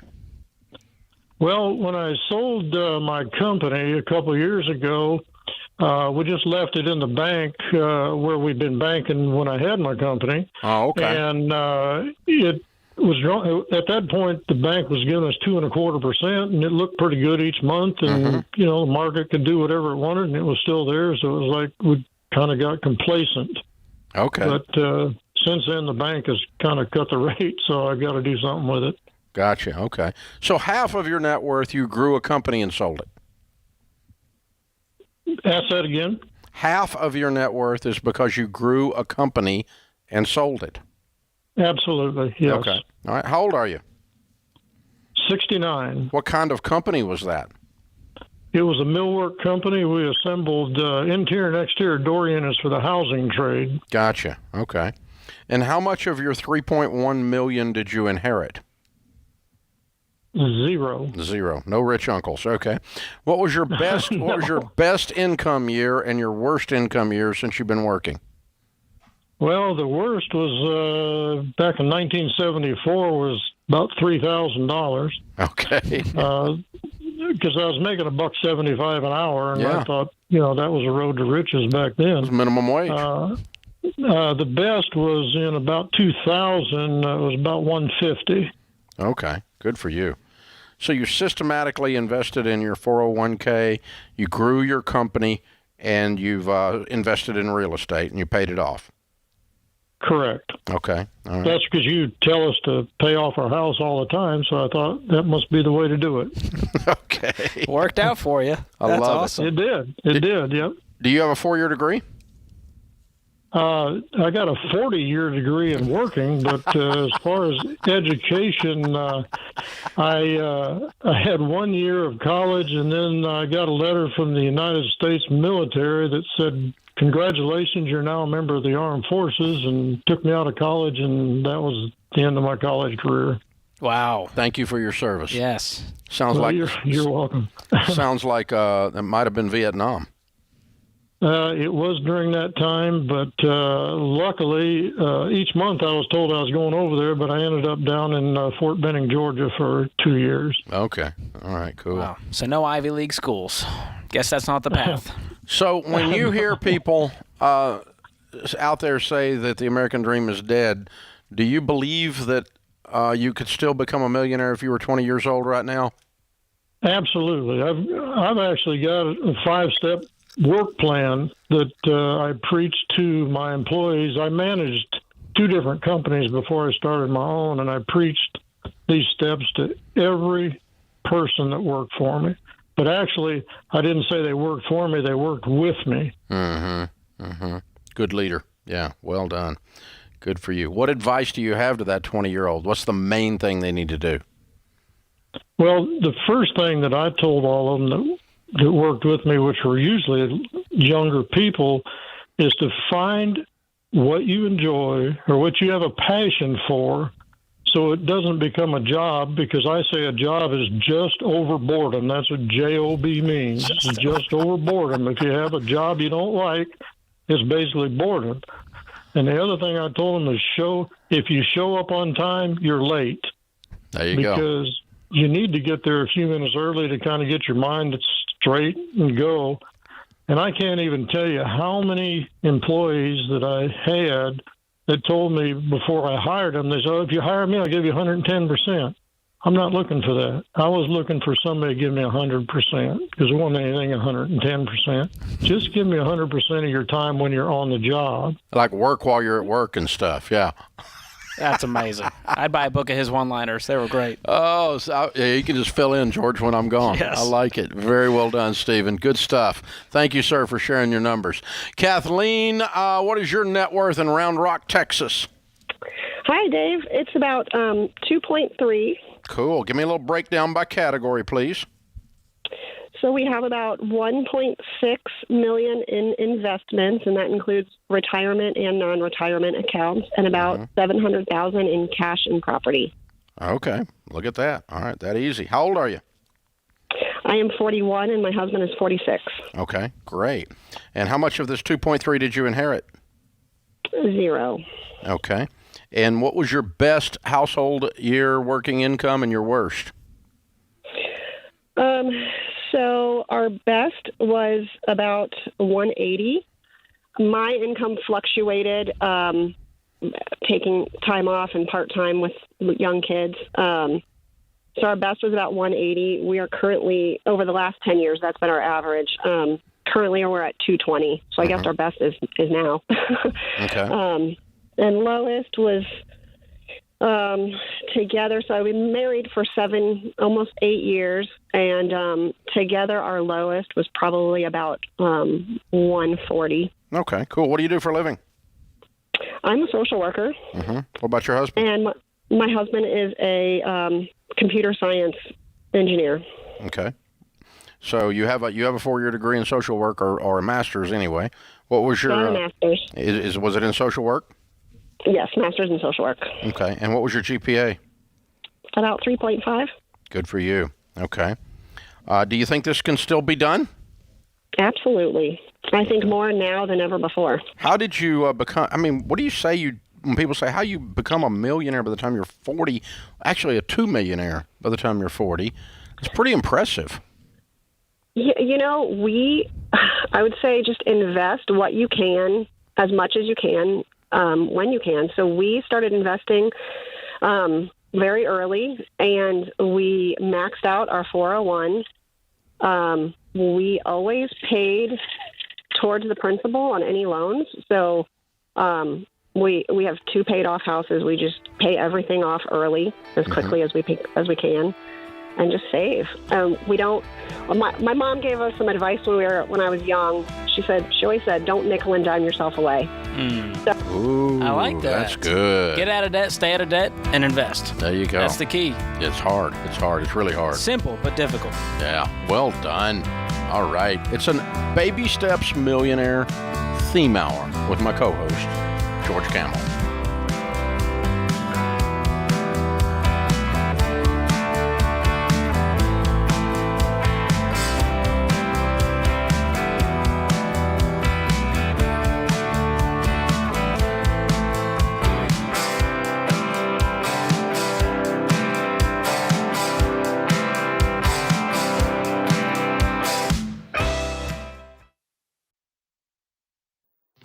Look, I love real estate, and I want you to have a house, but I don't want a house to have you. That's why you need to get in touch with Churchill Mortgage to make sure you do this right. These guys are awesome. They'll help you get on a smarter mortgage plan because they're committed to doing what's right for you. That means they check in every year with free consultations to help you stay on the right plan. They show you how to save money and interest so you can build wealth faster. They walk you through the total cost of your loan so you can make the best choice. Basically, they care. That's why we call them Ramsey Trusted. You can achieve debt-free home ownership, and Churchill is here to help. Go to their site, churchillmortgage.com/Ramsey, to start your approval or get more information.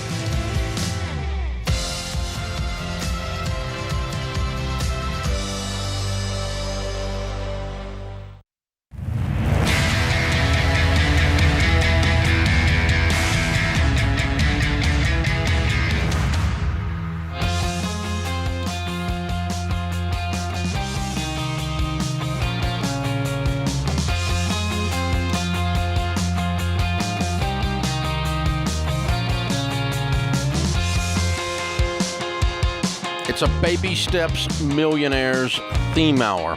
A millionaire is someone that has a $1 million net worth or greater. What you own minus what you owe equals $1 million. That makes you a millionaire. It doesn't mean you're a better person.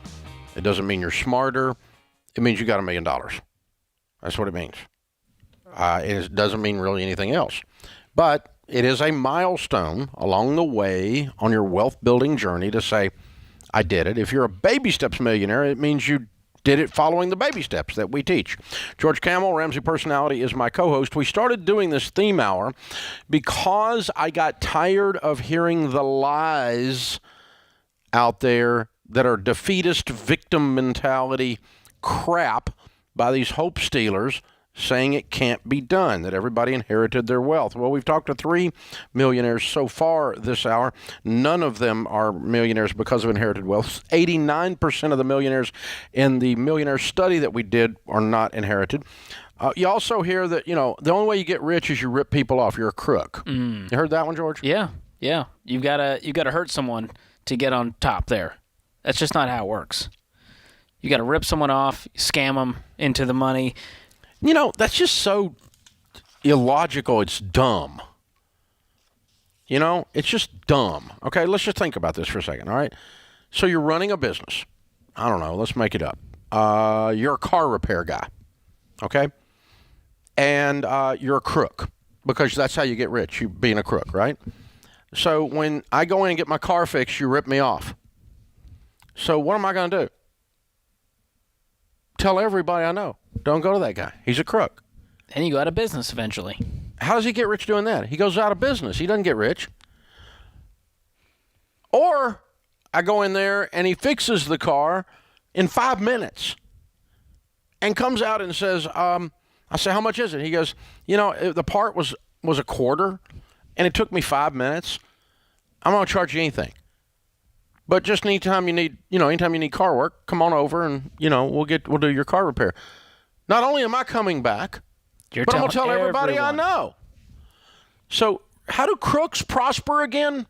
That's the most moronic thing I've ever heard, that you get rich by screwing people. Well, and the it's fact quite that the opposite. if you have a lot of money, it means you must lack integrity. The free market economy will take care of your butt if you have a lack of integrity. If you're making money by screwing people, word will get out. Hello. That's just dumb. It's just so victim, childish, left-wing nut job thinking, socialist thinking, that it just blows my mind. That's just cray-cray, man. Doesn't make any sense. Or if you want to be a millionaire, you have to be a famous entertainer or a sports person. You have to play in the NBA and the NFL, the NHL, whatever. Because they get $25 million contracts. Yeah. Well, you'll get to be a millionaire if you do that, by the way. Or you should be. You may not. You may outspend it. A lot of them don't keep it, but but here's the thing: less than 1% of millionaires are athletes or entertainers. So you have a 99% greater probability to become a millionaire doing something else. And our top 5 list doesn't include any of those. Our top 10 list doesn't. Our top 20 list doesn't. Shocking in the research. But now truthfully, we did not set out to interview the rich and famous. The famous rich. We wanted to find people that look like you. And the other one, all these things are trying to say you can't do it. That's why I call them hope stealers. The other one is you have to be brilliant. I mean, you have to have like a 4.2 GPA. And occasionally I talk to a millionaire that's got a 4.2, but almost all of them have around a 3. I famously have a 2.97, and I'm still pissed about the 3/100ths of a point. They couldn't just bump you? One too many beer pong games, I'm just saying. But yeah, there you go. So, but but so it's not an IQ thing. But you don't have that. I don't find them that have a 1.5 GPA. I mean, you do have to have some gray matter. You can't be dumber than a rock. You can't be dumber than a rock, but you don't have to be like a rocket scientist or a rocket surgeon. So somewhere between a dumb rock and a rocket scientist. There you go. All right. So you got to be bright. But, smart enough to be able to do the 6th grade math to get there. But it's more about behavior than it is in IQ. Exactly. Brian is in Austin, Texas. Brian, what's your net worth? Hi, Dave and George. Appreciate you taking my call. Sure. Our net worth is $1.8 million. Good for you. Give me a little breakdown by category, boss. Sure. It's $1.1 million of investments, So 550 of that is in tax deferred accounts, 300,000 in Roth accounts, and we have 250,000 in index funds in a taxable account. Good for you. Okay. Yeah, and then we have 550,000 of home equity and vehicles, 100,000 in 529 for our 2 kids, and 50,000 in cash, which includes our emergency fund. Cool. How old are you? 38. Good for you. Young millionaire. Way to go, man. All right. How much of this 1.8 did you inherit? So none. We were blessed to be able to build our home on a small plot of family-owned land, but we actually don't include that land in our net worth, so it's not in any of the numbers. Why? Is it not yours? So I don't feel I'm allowed to sell it.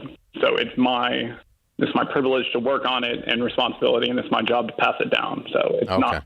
So I don't consider it marketable. Okay. Yeah. So if you can't sell it, you can't count your net worth. I got that. Okay. So what's been your best year working income and worst year working income since you guys started? Sure. So our first year was our worst year. We made about $46,000 back when we just graduated from college. Mm-hmm. And then last year we made $170,000. Good for you. What do you do for a living?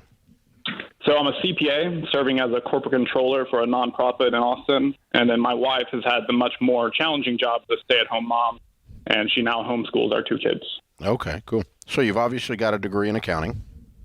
Yes. And your GPA? Undergrad was 3.9. Okay, all right. You're the smartest one we've had today. We found a smart one. Found the smart one today. Good for you. Good, very good. Good job. Okay, so you did this at 38 years old. And by the way, accountant is the number 2 most likely career of someone becoming a millionaire. Number 1 is engineer. Number 3 is teacher. So you're right in the category there. You're 38. If you're looking back 20 years and talking to an 18-year-old, what would you tell them? Can they still do this, and what should they do? So they can absolutely still do it. It's definitely still possible. It's, in my opinion, it's certainly not easy, but it's really simple. You marry well, you make goals, make a budget, spend less than you make, and automate saving the difference. And if you do that consistently, over time, you will certainly become financially free.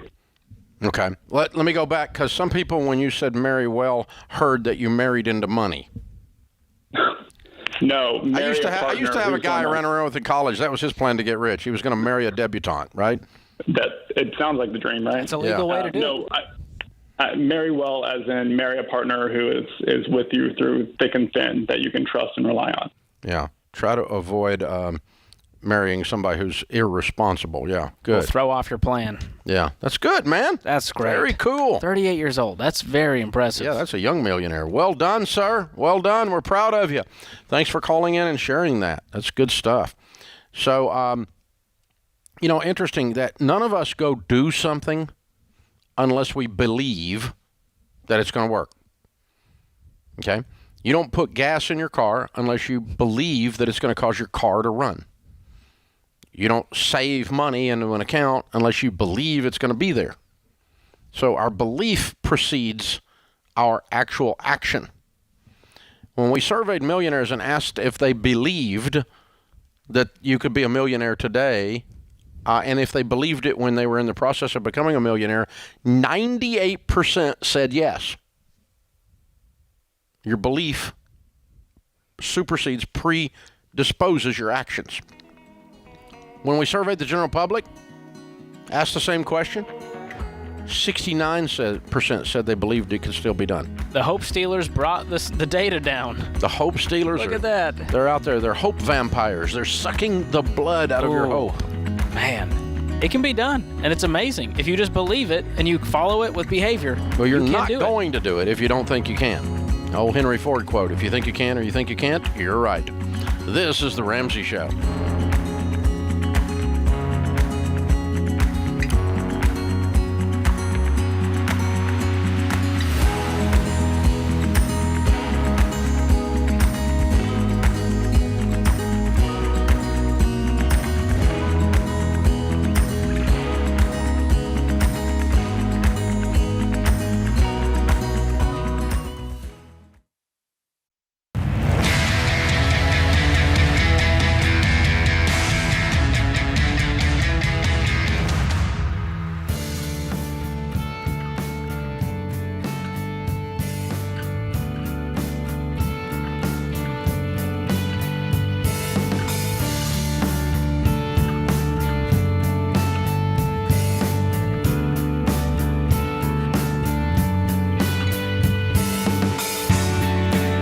Our scripture of the day, Psalms 18:32. It is God who arms me with strength and keeps my way secure. Henry Ford said, if everyone is moving forward together, then success takes care of itself. Then success takes care of itself. Pretty important stuff right there. This is a millionaire theme hour. Deuteronomy 8:18 says, and you shall remember the Lord your God, for it is he who gives you power to get wealth. It's in the Bible. Wow. Who knew? Who knew? And Deuteronomy, nonetheless. Yeah. Yeah. I expect that from Proverbs, but Deuteronomy's a surprise. Digging around down there in the legalist, yeah. I love it. It's fun. George Camel, Ramsey Personality, is my co-host today. We're talking to real millionaires, not broke people with an opinion. We want to know what it really feels like, looks like to get to be a millionaire, and how did you get there, and what do you do so that we can give you the opportunity to do just that. Melinda is in Houston, Texas. Melinda, what's your net worth? 1.7. Good for you. And give me a little breakdown on that by category, please. Okay. If it sounds like I'm making any of this up, I'm really nervous, but I grabbed a brown paper bag. That's okay. Okay. Real estate, we actually just paid cash for our first time ever paying for a house. Good for you. And that was $440,000. Got it. Good. And then we have cash, IRAs, vehicles. We had just sold our business, and we're trying to find something else to invest in. So that's kind of the breakdown there. It's not exact, but we just moved, so my net worth sheet is in a box somewhere. Gotcha. No troubles. No troubles. How old are you? 62. Good for you. Okay, cool. How much of your 1.7 in net worth did you inherit? Oh, we didn't inherit any of it. Okay. And what's been your best year of working income and your worst year working income for your whole household since you guys started working? It goes from 0 to about 130,000. Cool. What do y'all do for a living? Well, we sold our business, so we haven't done anything since August. Got it. What was the business? Grinding tree stumps. Okay. All right. Cool. Any of you got a 4-year degree? No. Okay. High school, right? Okay. Good for you. You remember what your GPA was back in high school? I don't know. Okay. It's all right. No problem. No problem. That's fun. Good for you. What do you tell people? Can they still do it? We didn't start until 15 years ago, so we were 47. And I would tell people what we realized pretty quickly was that when you want to be successful, you spend money based on what you have saved for and not the balance in the checking account. And I don't know how many people I've met that spend based on what is in the account, and they constantly check it. And you have to stop doing that, because we were doing it, so I recognize it. I know, what they're doing. You have to save money in categories, envelopes, in a budget, on a spreadsheet, whatever you have to do. And then when you go to the grocery store, you actually go by that amount and not the amount that you have in the checking account. Boy, that's everything. That's Stick to a plan. Good. Well done. Well done. Hey, thanks for sharing with us. Mark is with us in Dayton, Ohio. Mark, what's your net worth? My net worth is $1.3 million. Good for you. Okay, give me a little breakdown by category. So 0 debt, no mortgage. We have $700,000 in retirement investments, $500 in traditional, $200 in Roth.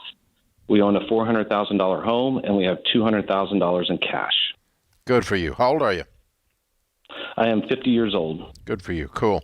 And how much of this 1.3 did you inherit? We initially got $5,000 from the passing of my mother, and we unintentionally we invested it in Universal Life, but got smarter as we figured that part out. Okay. So you're not a millionaire because of inheritance? No, not at all. Not close even. Yeah, okay. So what was your best year of income and your worst year of income since you guys have been working? Household income? Started out with $20,000 when I enlisted in the Air Force when I was graduating high school. Okay. And your best year? And my best my best year is $138,000 as a civil service government worker for a combined total of $200,000 a year. Gotcha. Okay. All right, good. And, well, thank you for your service. So what was your main career in? Service or civil service? It was service. I did 22 years, and then I retired after I was commissioned. And then I retired, and then I went back in civil service, and I worked for the U.S. Space Force as their technical director. Cool. Did you go get a 4-year degree? I did, and the military helped obtain that goal. And yeah. What was your degree in? Computer science and information. My master's was in information systems management. A master's. Good for you. Okay. And what was your GPA? 3.8 for the bachelor's and a 3.9 for my master's. Gotcha. Okay. Sharp guy. Yeah. Mark, how much of it was in cryptocurrency? 0. Wow. Okay, just wanted to check. They're out there apparently, Dave. People are getting rich off this. Yeah, I have a wonderful wife that has a moderate risk level, and that's definitely not one she's interested in. I can suspect, yeah. All right, cool. So what would you tell the younger version of you, 20 years old, 25 years old, listening right now, a quarter of a century back there? Can they still do it, and if so, what should they do? Yes, and I'll tell you, I'm going through that now. I have 3 young daughters, both 2 of them that are 24 to 21, and one that's in college, all 3 debt-free. And I'm going through that now. I sit there and tell them, systematically investments. We started with a Ben and Arthur kind of study that showed all those investments and said it's your job to make sure that you not necessarily worry about wealth, but look for generational peace. That's good. I like that a lot. Well done, sir. Thank you for sharing your story. We appreciate it. Very good stuff. This gives me hope, Dave. Well, yeah, I mean, you look down through it. Okay, we got a 1.5, a 3.1, 2.3, 1.8 million, 1.7 million. So a 3 down to 1.3 is the range, million net worth today. Precisely 0 of them are there because of inherited money. We got 2 high school graduates, and then a 3, a 3.5, 3.9, 3.8 GPA. So we don't have any geniuses, but we don't have any dummies here. They're all getting it done, right? And real estate, 2 of them owned companies, a CPA, a social worker, and a military guy. The 2 entrepreneurs that sold their companies, one of them was tree stumps, and one of them did molding and doors and millwork. And sound like working people to me. Yeah. That's amazing. And the range of ages, too, is cool. Seeing 38 up to 69. There's no rocket surgeons in here. No, not a one. Not an athlete, not an entertainer. What this tells me is it's more about behavior and consistency than it is about luck. And those people out there who are millionaires, they don't deserve it. The way they got there was not ethically right, and no one should be millionaires because it hurts my feelings. Evil rich people. That's what the hope stealers all say. Those people didn't sound evil to me. They sounded like people that go to the grocery store next to me. I didn't hear a single crook. Not that we could tell. Well, that's true. That's right. They may have been. Well, if they're a good crook, then we wouldn't know, right? Oh man, what a bunch of crap that some of you believe and some of you say out there, and you need to stop it. We have a picture in our minds of what millionaires look like, and we have to reset that every day. A high quality, moral person of character has the highest probability to succeed in the United States of America today. Now we have data to prove that virtue matters. And a bunch of you are running around with hate and nastiness on your breath, and your breath stinks. We're just saying you should stop it. Take a breath mint, guys. It's called the baby steps. There we go. Thanks, George. Good show. That puts this hour of the Ramsey Show in the books. We'll be back with you before you know it. In the meantime, remember, there's ultimately only one way to financial peace, and that's to walk daily with the Prince of Peace, Christ Jesus.